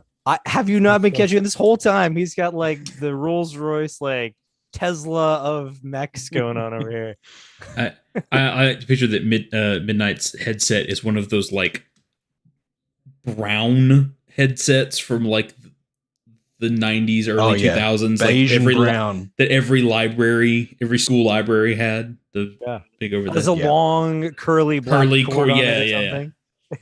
Oh yeah. Yep. Yep. Made with chemicals that are banned in every country. Yeah. The earmuffs are made out of asbestos. How else am I supposed to get that crunchy asbestos feel? Okay, so you guys come down the hallway, and you're following this sort of signal from the comms, and as you're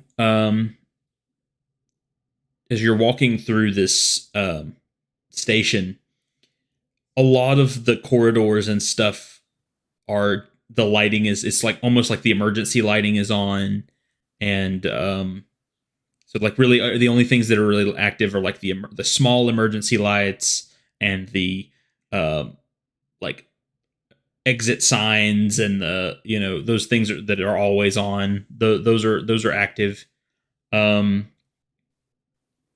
You see some like lilting defensive like turrets and cameras and things like that, but they're not like firing at you. The turrets are not firing at you at this point. They're you can tell that they're not receiving full power, and it almost looks like they turned everything off. Like the people that were running the station like started powering as much stuff down as they could. You can probably assume that's to try to deter those kaiju that you were seeing on the outside from coming closer to them, because they were drawn to the power. So too bad these guys don't have a ion thruster or something in the space station. They could have tried to attract all these kaiju to that and just burn them off themselves, but instead they'd call us. So I guess good thing for me, well, and you guys get some action in. But I mean, I guess the real question is, did they get in the station? Right? Or am I the only one asking the questions? I don't know. From our scans, it didn't seem like the station had been like pierced, right? Not that you could tell. The outer hull of the ring seemed fairly intact. Like I said, mostly it was like surface controls and things that were damaged.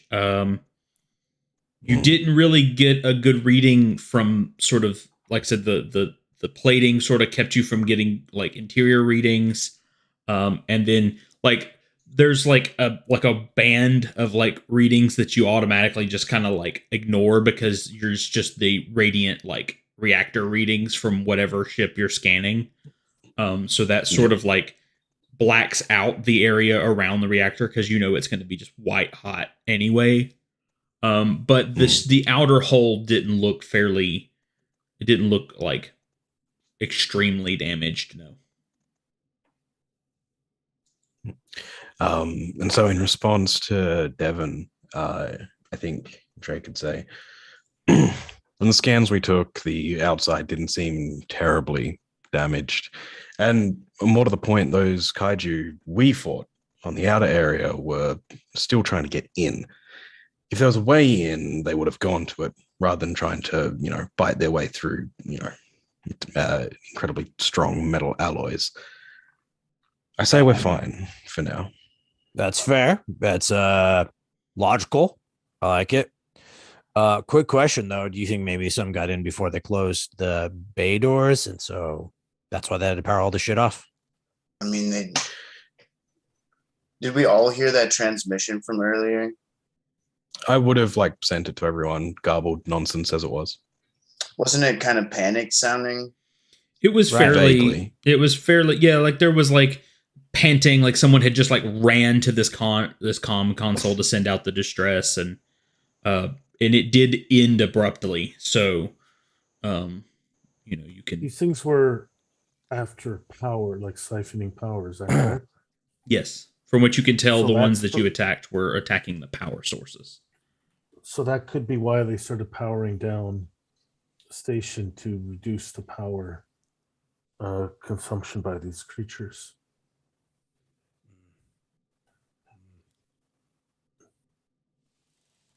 So I think they're in here. I think we need to get there as quick as possible. Yeah. Okay. So I'm on the same page then with T4 over here. Yeah, I'm thinking that they're here. So if they're in, they haven't caused a lot of damage yet, which is good for us. Let's get moving before they do. Don't forget about emotional damage. Or Crimson charges extra for that. I do actually. So the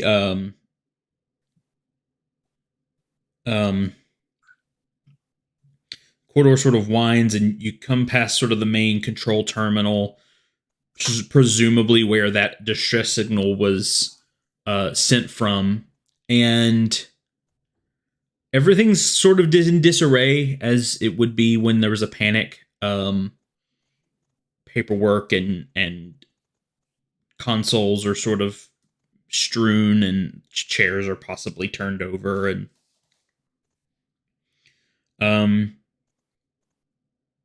once again, very little power running to this area at this point. That's probably why the transmission went out. The power was cut to the comms, to the main comms lines. And you see sort of one of those like Everglow signs of like kind of like the exit signs, but one that says maintenance, that you presume leads to sort of the reactor area. As you approach, I'm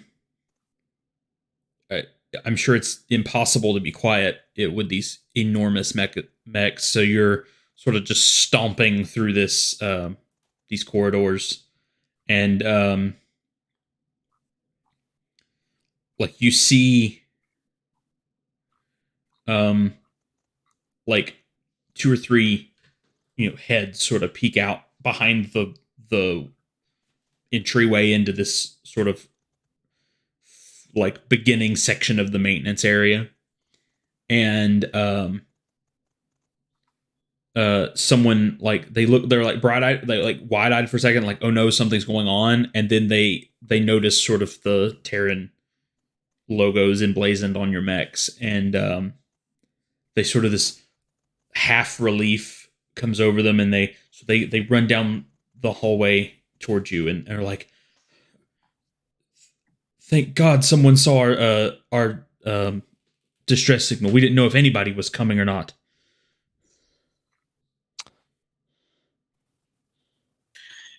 You'll be okay. We're here now, and we're here to get you out of here.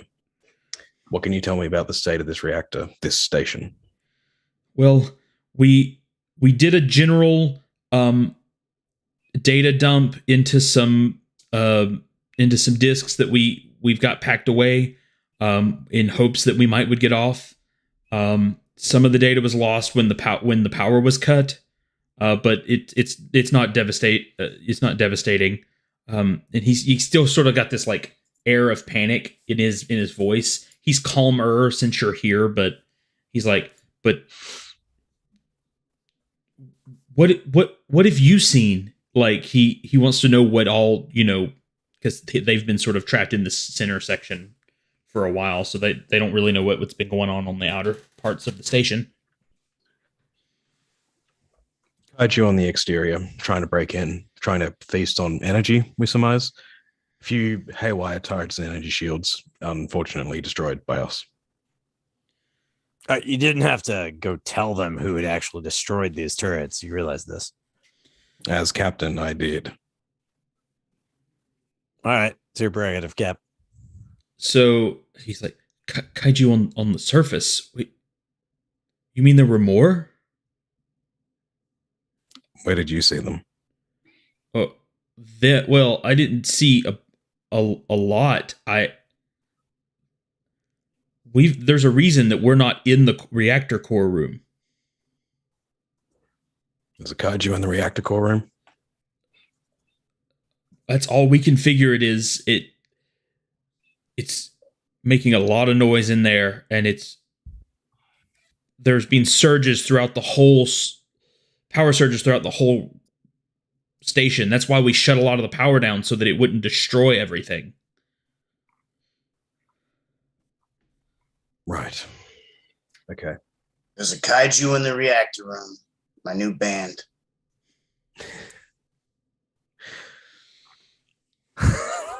Look, our mechs are large. Except for Breaker Zero, I presume we'll be able to get you out of here with us. The question comes down to, do we try to fight that thing or just run away? And I think that we should try to I think we should try to evacuate the station and fight it. Evacuate and fight. Everybody needs to get off the station, because if we one little mistake and that power core goes up, the station is toast.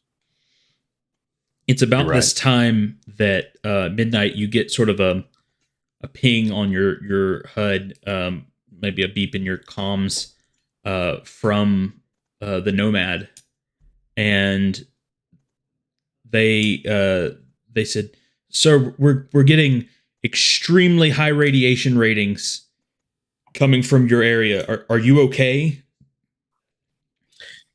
And I ping back. We're okay. We've found the civilians and the researchers. We're about to evacuate them. And this is the readings. They're not steady. They keep surging in and out. That is everything okay with the reactor of that station? Quite frankly, no. Get a little bit further away from the station. We'll handle it from here. Do we need to send a pod for the civilians? That would actually be very useful. I hadn't considered that as an option. I'm a terrible captain. Well, I'm sure the ship has like its own escape mechanisms too, right? Like whether it's still powered is another question, though. I mean, Can they work in emergency low power situations? I would assume True. that they That's always very have true. power, no matter I'm a what. terrible captain. Because even if like the life support works, right, then I imagine all emergency systems are still working. Yeah. All right. Well, let's load these people onto. Sorry. Yeah, the scientist says, yeah, there are escape pods, but they can only like jettison from the station. They're not very. They don't propel themselves very far. We'll arrange for a pickup. Oh yeah, we've got resources. So we've got the space. He kind of calls down the hallway. Okay, everyone, to the escape pods. And so like you see like 25, 30 people in lab coats and military fatigues and different. You actually see a couple of like Terran Collective soldiers, but like they're not mech pilots; they're like ground soldiers. And Infantry dudes. Yeah, so like there's a reason that they aren't like in there fighting, because it would not go well for them.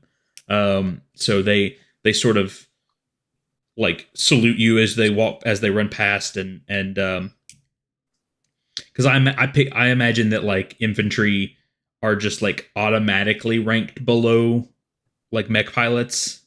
I would assume. Yeah. I would assume that technically all the mech pilots, kind of like in the current military, they're all officers. Right. Sort of. That's how it goes. Yeah. So like even specialist operatives. Right. Like even the lowest ranking or even the highest ranking infantry, like person is below the lowest ranking mech pilot, or right around the same. Yeah. So they sort of salute as they go past, and sort of they've got their weapons ready for whatever they run into towards the escape pods. Then the scientist that's been talking to you says, I hope everything goes well for you. Just know that the collective appreciates your braveness. And he sort of stutters and sort of still not super sure that everything's going to be okay. He's trying to be the sort of, you can sort of glean that this is like one of the head scientists here on the station, and so he's trying to maintain his sort of leadership position, but he has never expected something like this to happen on the job. I mean, that's why he's a scientist and not a soldier. Drake just looks to him sort of through the sort of the video feed, and over the speaker of the mech says, "Stand down, son. Get to the escape pod. Stay safe." And he sort of nods and sort of a light salute, and then takes off down the corridor towards the escape pods. After all of the civilians are clear, as you So sort they of brought their discs. If they used wireless data transfers, they could just transfer the data to the Nomad. But discs. I'm glad we don't pay you for your complaining. Oh no, I charge. That's part of the invoice. Gonna see. Surcharge. I read his contract, and it is.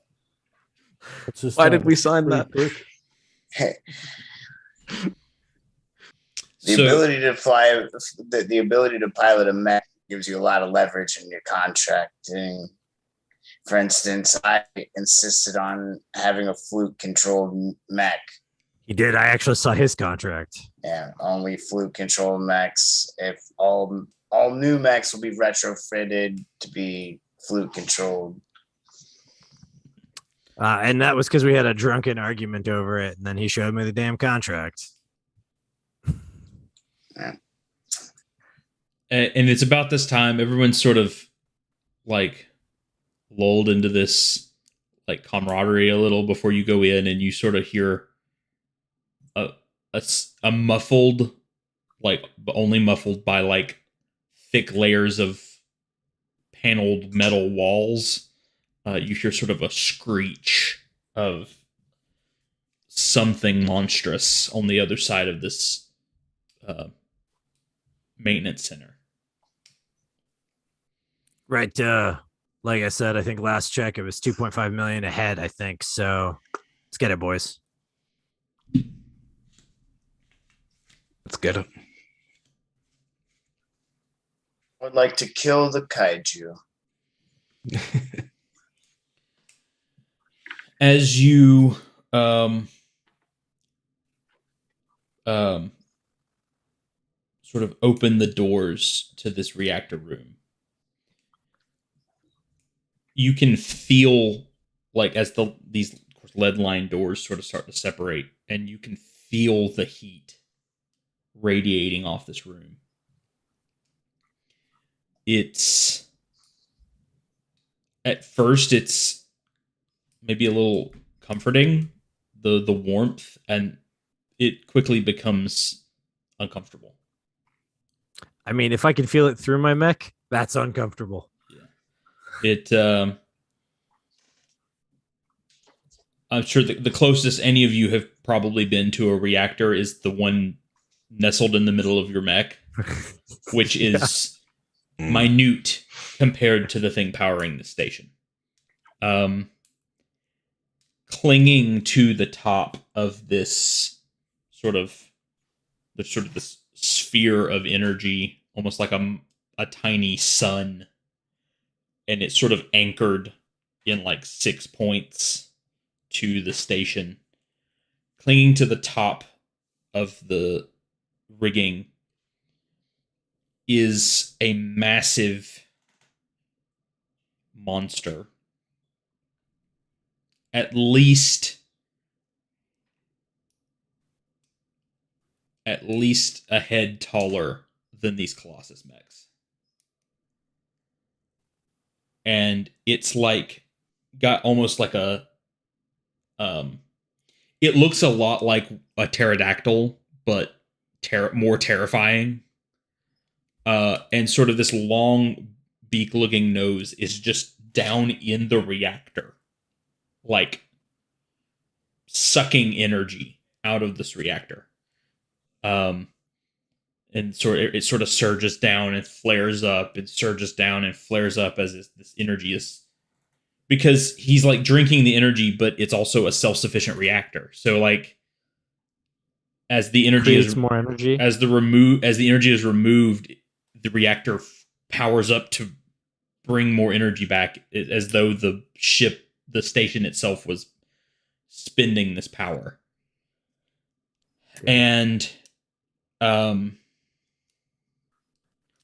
this thing kind of turns as you sort of sidle into the room, and it lets out another screech, which is infinitely louder than the last one you heard.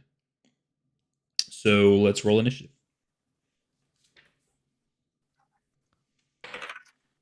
That's a success. Ooh, that's a 1, baby. I failed. Success. Almost got a crit. I got a crit. So we got Midnight, Breaker, and who on the top? Crimson. Crimson. Then Kaiju. Then Taurus. Okay. So the three of you guys can decide who goes first and what you're gonna do. I'm gonna go ahead and call it. I'm not trying to be a dick, but I mean, I rolled a 1, so based on based on Crimson Mammoth's personality, he would go first, and would just as dangerous as it is, arc blast at this thing with his plasma cannon, trying to cut it free from the business up there. So, that being said, let's see. Would he go into probably go into his garrison mode? Because he's just gonna open fire on this thing. So that's what I'll do. First, go into garrison mode. And then, so I'll roll a reactor die. Actually, I'll roll presence. That's what the Geist system is supposed to help me with. Which is a 6. So we're all good there. And then now I'll go ahead and take the shot. Hey, that is good. That's a 12 total, so that's under my thing. Okay. 9 damage with this blast. 9 damage.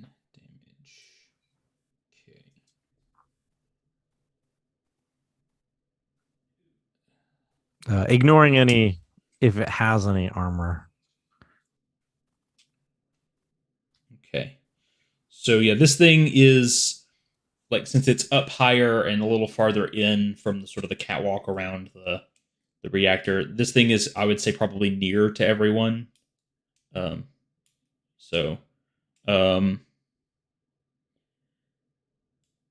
so that's Crimson. So we got Breaker and Midnight. Who's next? If you don't mind, Paul, I think Midnight would sort of. I will say this. I did forget to say this. And if this makes it so that you didn't hit on that, that's fine. We'll let it slide this because I didn't tell you. All your rolls against this thing are at +2. Oh, I still would have hit. Okay. Yeah, good. I'm fine. Yeah. Everything's at +2. Okay. I'll make a note of that. So yes, That means if it's you don't a mind, Paul. higher hit die than us. Yeah, he's a big boy. Yeah. Yeah, I think Midnight would. So this thing's sort of still on the top of this sort of spherical reactor core, right? Yes. So I think Midnight would sort of take the sword from its back and sort of leap up and sort of lunge the sword into the core and like sort of climb his way up, standing like sort of face to face with this kaiju that's a bit bigger than even the Colossus mech before it. And he's going to enter garrison mode. Mm-hmm. Okay. So I'm going to roll it's my a super reactor useful die. mode for us, honestly. It's good shit. Reactor's all good. That's a 4. And so reducing incoming damage by D4, increasing outgoing damage by D4, disadvantage on mobility. Okay. And just standing in front of this thing, my legs sort of more squat, anchored. Perhaps this sort of electromagnet engages and locks me onto the surface, so I can stand my ground against this beast. Okay. So was that? So you moved and then you Garrison mode. Okay. Yep. I am gonna have you make a system check to see how your mech reacts to this reactor. Sure. That's a fail. Okay. So Still have the +6. Oh, I could use that if it's to avoid damage. Yeah, reducing. it's essentially what it is. It's a save. Yeah. All right. Let's see if this works. Hey, that brings me to a success. Okay. So your Thank you, mech Paul. sort of between your mech and the energy that's been pumped into it by Breaker, you're able to sort of maintain everything in the like extra heat and energy of this reactor. Okay. Awesome. And Breaker, you're up.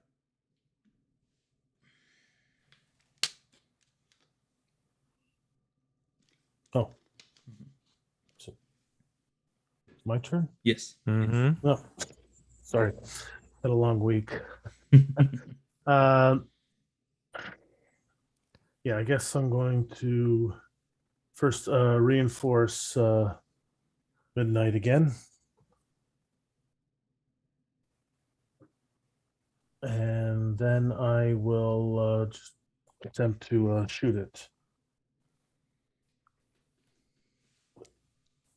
I can get a shot on it from here? Yeah, you're at near. 19. Oh, wait a minute. That counts as actually that's a 21. So that's a 21. So yeah, that's considered a fail, I believe. I believe it is. Okay. And I'll do not. I'll just keep the shield nodes the same. Okay. So let me check something real quick to make sure I'm doing this right.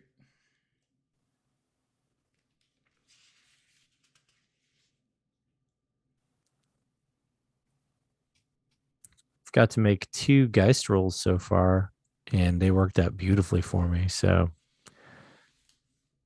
Okay. So this thing, you've heard it a couple of times at this point, but it's mad now.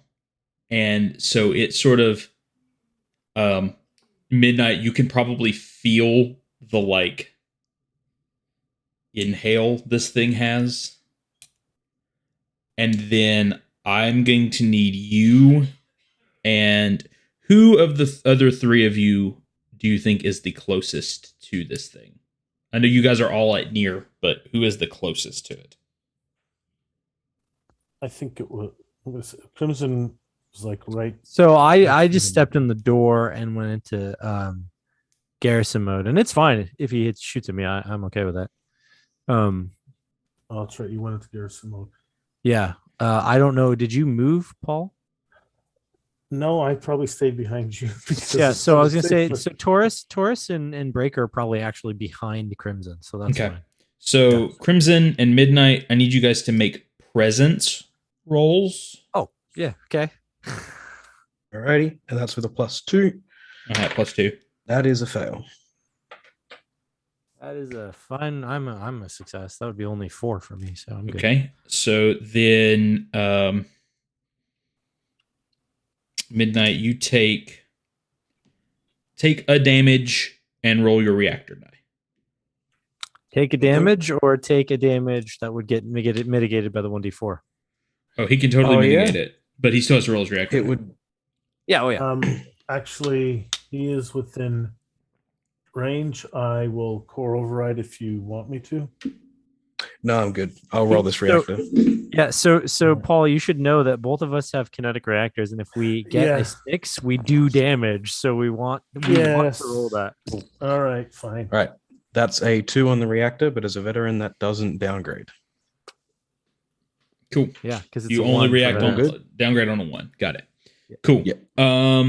So yeah, this thing like shakes the room with its screech. Your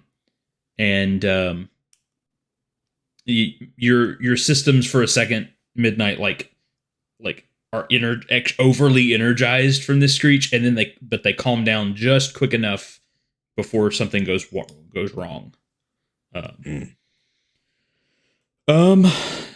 We are down to Taurus now.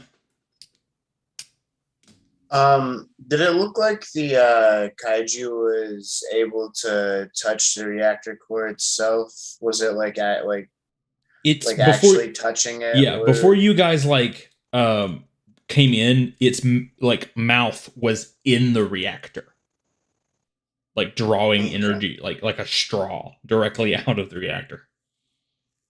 So, I guess I'm just gonna take a couple shots at it then. Let's see. The first one is a critical success. Nice.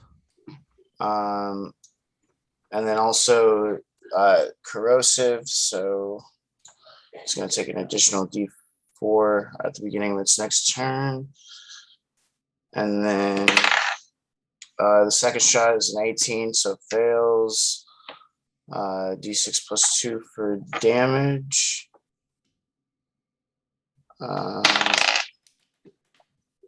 Reactor die, I got a 2, so it goes down, right? Yes. To a D4. How much damage did you do? Oh, So you would have shit. doubled the And- die for the critical success, by the way. Doubled the damage die. Yes. Yes. I can't remember what I rolled just a second ago. Honestly, I thought I said it out loud, but do you want me to just re-roll it? That's fine. So instead is it 2d6 plus 4 since No, you just roll the damage die and double the value Yeah. okay. plus your 4. And actually, I go ahead and add the 4, then double it. All right, so it's 10 damage total. 10 damage total. Okay. Yeah, I got a 1, Oh. So which I'm sure is worse than whatever I rolled. Yeah, I feel like it was like a 4, but you I thought it re-rolled was. it, so Yeah. Okay. Too late. I should have forgot. So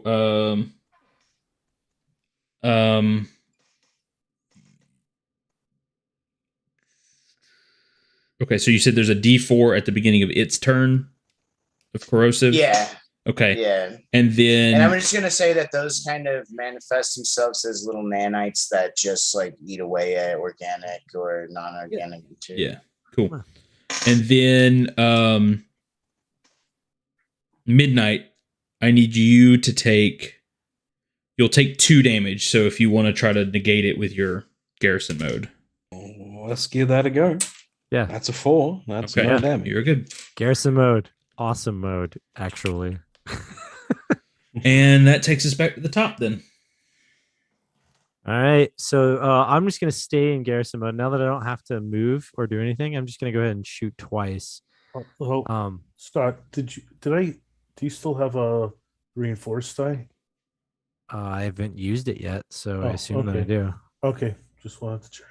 Go ahead. Yeah, I do have that, and so I'm gonna do the first shot, which +2 is still a success. Whoo, barely, but still a success.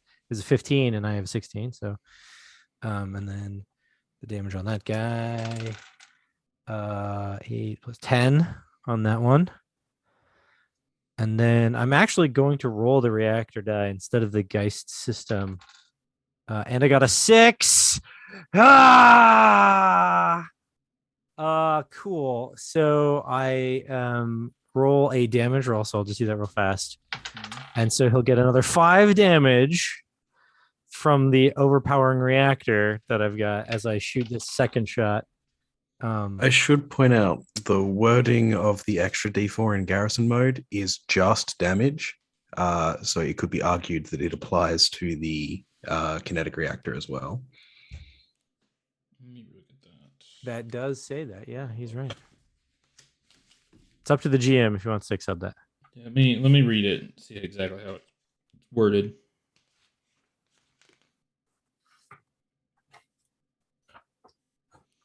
And add D4 to all damage rolls. Yeah, sounds like Another that's 3. what it sounds like to me. Yeah, so I So raised give me- damage from give me D6 total- plus D4. Total amount of damage. Okay, so that would have been 8 from that reactor plus I think it was 10, I think is what I said. Yeah. 18 total. 18 total. Yeah, and I missed on the second shot. Okay. So yeah, this thing is like, it screeches and it's mad, and you can see sort of cuts, and this acidic blood is pouring out of these wounds, and Midnight, you would be taking another 2 if you're not able to reduce it to 0. Well, let's roll that d4. That's a 3. We're good. Okay. Then was that your whole turn, Crimson? Yeah. I mean, I basically shot at it with this huge blast that was crackling with core energy, and then I fired a second shot, but I missed entirely. Okay. But I was just missed by 1, but I missed. Well, you could have so yeah. used the reinforced to. I could have, but I chose not to because I'm waiting to use it for something else. All right. I can give you another one next turn. He's classically hoarding his resources for the end of the game to not be used. Yeah. The classic. I'm gonna wait till he's like, till we're sure that he's just about gone. He's gonna get voted I'm off the island with the idol in his pocket, and yeah. Okay, Midnight or Yeah. Breaker? Take your pick, Paul. No, it doesn't matter. It really. You can go ahead. You have your reinforced die, right? I do not. Oh, you know. Okay, then I will give you a reinforced die and Thank you very much. proceed to miss the big giant target. I proceed to miss. Oh wait, do we have a Sorry. bonus to hit or penalty? Or what? Penalty. It's a penalty, so we have to add 2 to your roll. Okay, doesn't matter. I failed without the. So Yeah. I add a Rip. plus, so I'm adding a +4 to hit this thing, and my target number is 11. So Ooh, maybe I got to reinforce myself. 7 or below to succeed. Yeah, you probably should be reinforcing yourself. All right. Right.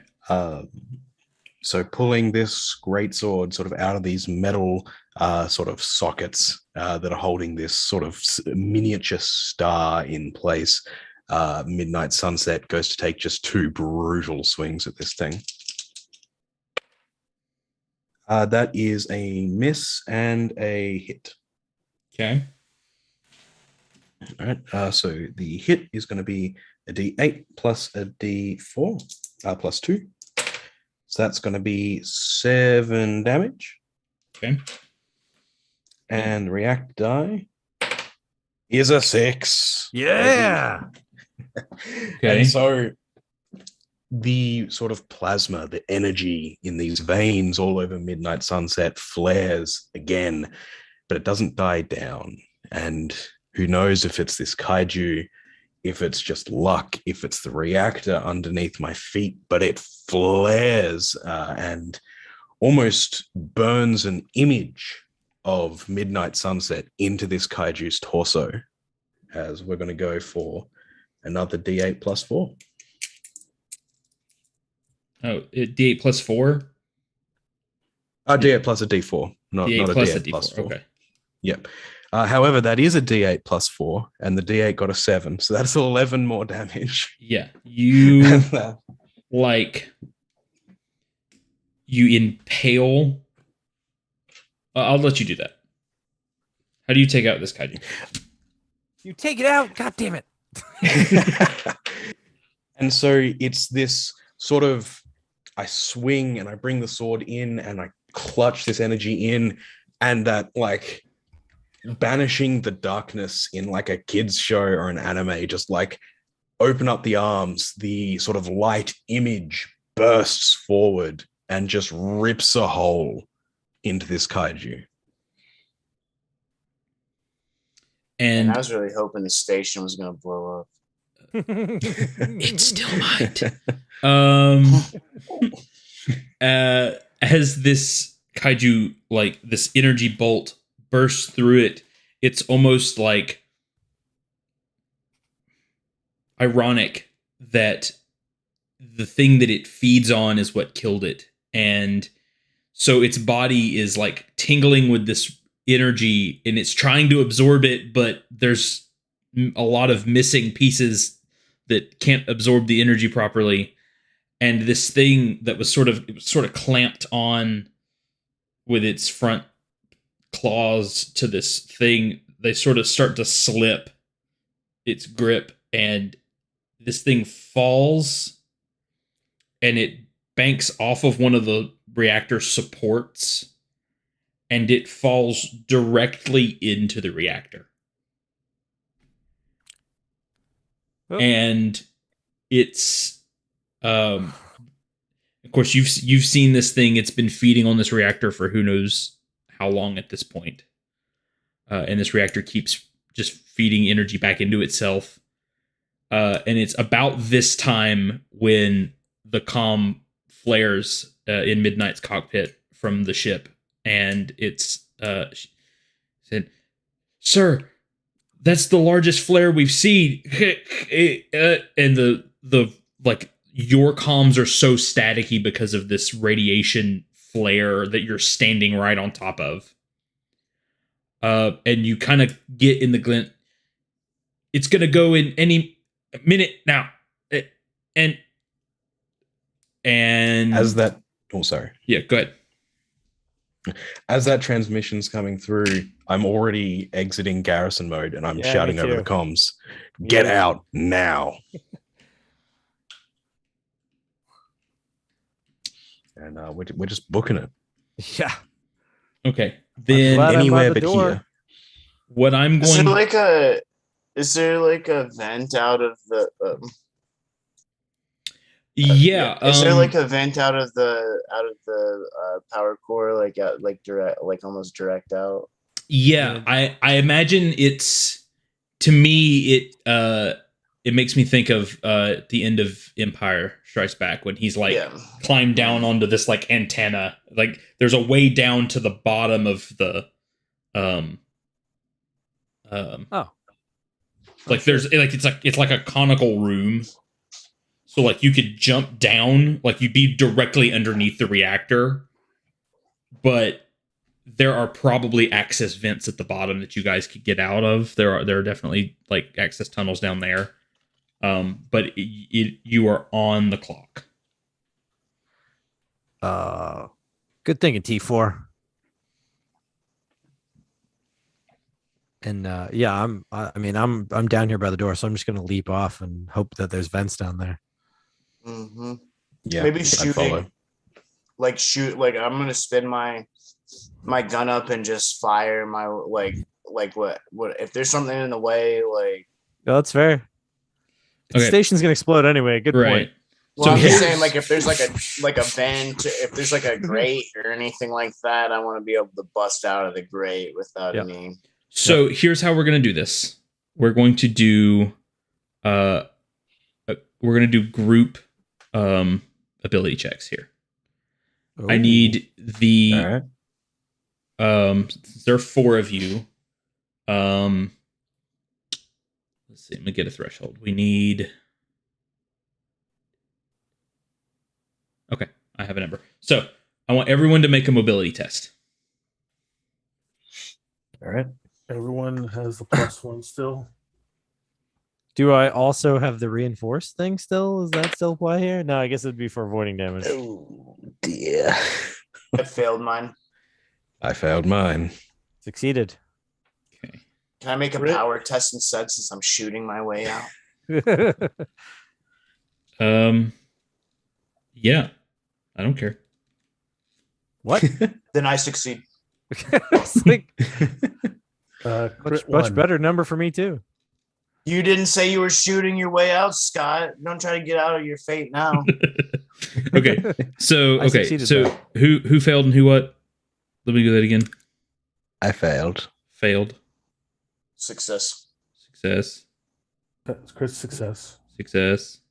And also success. Okay. So so you guys have started Oh, down sorry, this Captain.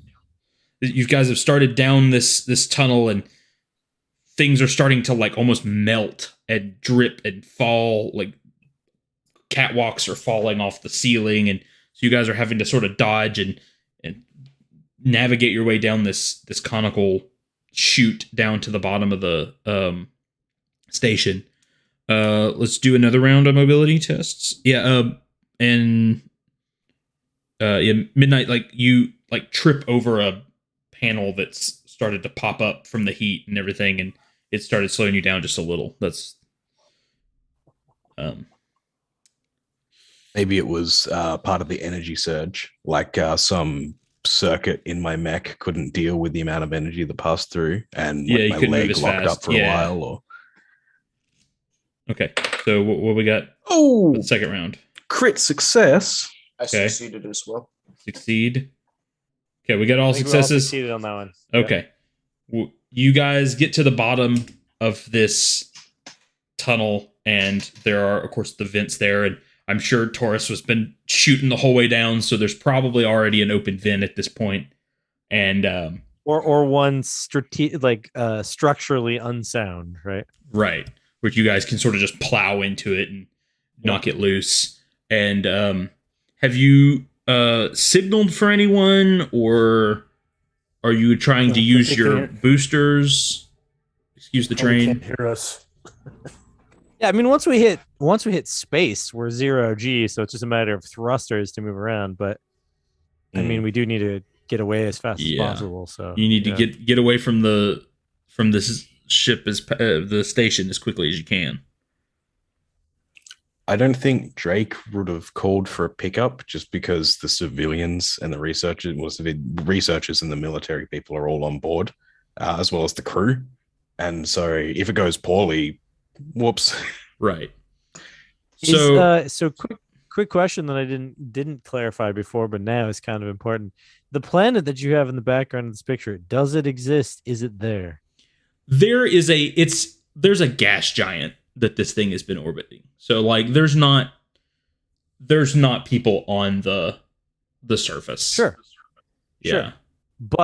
But does it have a gravity pull? Oh, I'm sure it does. Yeah. So regardless, well, I mean the downside is if I get too close, it might just crush me under the weight of the power of the gas giant's gravity pull. Yeah, you don't want to get sucked into a gas giant.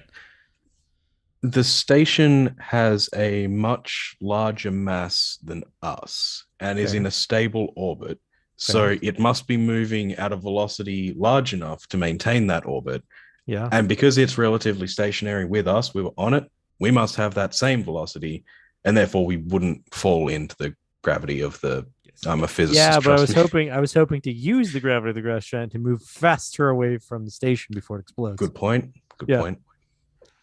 You would have to overcome the rotational gravity that you already have from being on the station.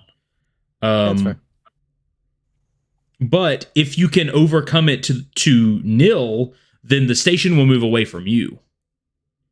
Can I overcome it with my thrusters? I would assume so. I would assume that you guys could at least get enough thrust to pull away and get away from this, to start moving away from the station, which would then should overcome the gravity. Would you say that I'm would not a require scientist. a roll of some kind? I don't think so. I think you guys at this point are you've made it off and you're free from the walls of this station. And I mean, these mechs are made to move in space. Maybe not like the best, the Gundam but wings out with the thrusters pushing back. Yeah. So they're not made to be like they're not like fighter jets or fighter ships, but you're not Veriform mechs, but you can move in space. So yeah, you guys kind of navigate away, and you can still feel sort of the energy building behind you as you move. And as you get back on the ship, the ship sort of starts thrusting away from the station, and you get sort of you haven't jumped yet because you guys are still getting everything situated, all the civilians in place, and so you're not quite ready to make a jump. but you've been moving away from the station steadily, and you finally get to a point, and there's a few sirens blaring in the ship, just warning everyone what's about to happen. And if you guys all are staring outside the windows looking at this station, it's sort of pieces have started sort of falling in, and it's almost sort of like collapsing in on itself. And then you see a flash of like white hot light, and then you sort of feel a as this thing just completely explodes, and the wreckage that is left that wasn't incinerated starts to fold in on itself and fall into the gas giant below. It can no longer overcome the gravity. And unless you guys want to do anything on the ship, I believe we have averted the crisis on Go On Station. I don't think we averted the crisis on Go On Station. Well, no one died. We minimized the damage. We saved people. They got the majority of the data off the station, and as far as you know, no one died. Yeah, it still seems like a few gajillion dollars worth of equipment just exploded. Fortunately, none of us hit the actual reactor core, so this is on And the it Kaiju. wasn't our fault. Yeah, that's what I was gonna say. Yeah. It wasn't like we blew it up. Right. No liability. Can't sue us. I do, however, unfortunately only get to write my 1/4 cut of the kaiju death in my invoice because I didn't get the final kill to like add additional like bonus money to it. And You get the head. the head was disintegrated by the reactor. So yeah, so I just get to bill it as a normal kaiju, situation. encounter. Yeah. Yeah. Yeah, I think angry Drake at the loss of money. could just not congratulate everyone, but tell everyone they did a good job. I like to think we're all sort of specialists, but maybe this is new for us, like working as a team. And so I think he'd turn to Andre and be like, you did pretty good out there. I thought you were just a bit of a slacker, but when push came to shove, you made good decisions. Good work. You just haven't seen whenever there's people to train with. I get kind of bored if no one wants to roll around with me. Yeah, I mean, I gotta say the flute business is weird as shit, but hey, listen, I watched you tear apart a bunch of kaiju with your like 8 arms or whatever. That was cool. That was cool. Yeah, it's literally the only reason I do it like that. It's not more efficient in any way. It's worse than guns for sure and more dangerous. As you can see, I pay for it in repairs. Yeah, and as you're like, you've like docked your mechs back in the hangar, and you said your guy Squire comes out and like looks up at the mech and like shakes his head like, not again. Like he's got to go in and do all these repairs and. Yeah, because I had 11 hit points. I had 30 hit points to start off, and I had 11 hit points at one point. And then I had 15 hit points with Paul's like help back up or whatever. But I was nearly dead. Okay. Kaiju blood stains the upholstery like nothing else. Oh yeah, it's really good. Okay, well, this has been an awesome session. It's been an awesome game. Real quick, just want to plug not ATCon. It's going on the rest of the weekend, as well as Call to Adventure over on the Mini Terrain Domain Twitch channel. All in support of Game to Grow charity. Links below. I'm going to let these guys do outros, and then we're going to sign off. We'll go in reverse order as Jeremy Lilly does, and we'll start with Paul. Well, thanks for running. That was lot of fun. I played it a few times. I've run it a few times, and it's a nice little system here. And yeah, not much else to plug, but just catch us 2 weeks on my Twitch channel, or the VODs over here. And as we create lofty goals that we cannot succeed at because we roll poorly, even with 3 people in the team now. And yeah, so it's a lot of fun. Yep. Yeah, Mecha Hack is an awesome system by Absolute Tabletop. I mean, you just look at these books. There's the original, and there's the mission manual. That way, the original has everything you need to run the game: 4 pilots, 4 mechs, bunch of weapons and modules and consumables and monsters and everything in there. This has over 40 one-page missions, which is mostly what I was using tonight to run this game with some modifications, as well as 4 more pilots, 4 more chassis, bunch more options and optional rules, swarm rules. I was using those tonight. Awesome books by Absolute Tabletop. Go check those out. And we're gonna go to Jeremy. Yeah, I had a lot of fun tonight. I'm definitely gonna pick the books up now, and just potentially steal every single idea that I can out of these.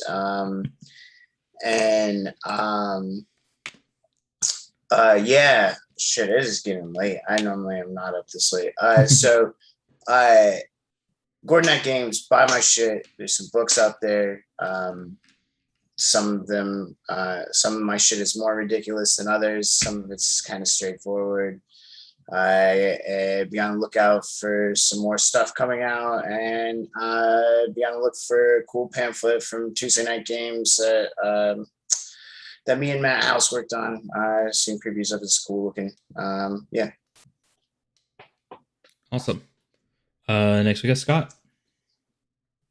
Yeah, thanks for running this game. Good times. There was definitely a crisis, and we definitely averted most of it, but not all of it. However, yeah, we do. There's another Mecha Hack game scheduled for this convention, so maybe people will go to it, maybe people won't. It'll be on my Twitch stream if we do it. But yeah, it's also from the mission manual, just like the one I ran yesterday is also from the mission manual. Definitely good stuff. Not the only mech game out there, because Gordonek is also a mech game, hence the stealing of ideas. But the world, the setting is the clincher difference between Gordonek and Mecha Hack. Well, I was already just like tooling around with the idea of hitting up Matt and being like, "Can I make a Gordonek version of Gordonek version of setting, the Mecha Hack or whatever?" I think it would work. I think it would. So there you go. So that's the thing that might be on the horizon now that Jeremy has gotten to play the game. But that's it. Thanks everyone for coming, and maybe buy some of my stuff around if you like post-apocalyptic games or cyberpunkian games with D6s. Where you like going to pay Patreon people for making stuff monthly. Figure it out. That's it. Hope to see you guys around, and thanks for being part of this, and thanks for donating to the cause. And Matt. I'm Matt. I'm a little sick. I got a cough. COVID's a real bastard, but we're getting through. Today's been great. I've been up since 4 a.m. It's now 20 to 2 in the afternoon. I've been playing RPGs all the live long day, all the live long morning. Mostly with these fine folk. I just swapped out Jeremy's. Can't tell which is better. Different. Yeah, different flavors. Sometimes you want a lemonade. Sometimes you want a ginger beer. No, I will not reveal who is which. That is for your speculation. I'm No, it's American. been I great. don't even know what a ginger beer is. Is it like a ginger ale? A ginger beer is like, I don't even know what a ginger ale is. Probably. It's Let's not similar explain but either more one. gingery. Like ginger ale is more like a soda, whereas ginger beer is very strong ginger soda. Mm, Yeah. yeah. So just like have a ginger ale, but like eat a piece of ginger while you're doing. I don't know how we got here. I don't know where I am. I don't know who I am. I've had a great time. This game has been great. Not ATCon online. That's been great. That will continue to be great. It's just good people playing good games for a good cause. What else could you want? You can find me sporadically in my at my channel in the description. I'm also on Ace of Sins Twitch channel playing Westocalypse semi-regularly. We've had a few breaks, but hopefully we're back 2 weeks from now. Yeah, that's me. Okay. Well, thanks everyone. Of course, I'm DJ here at the Griffin's Nest, and we hope to be playing something else soon, and we'll see you then. Check out the links below, and have a good day.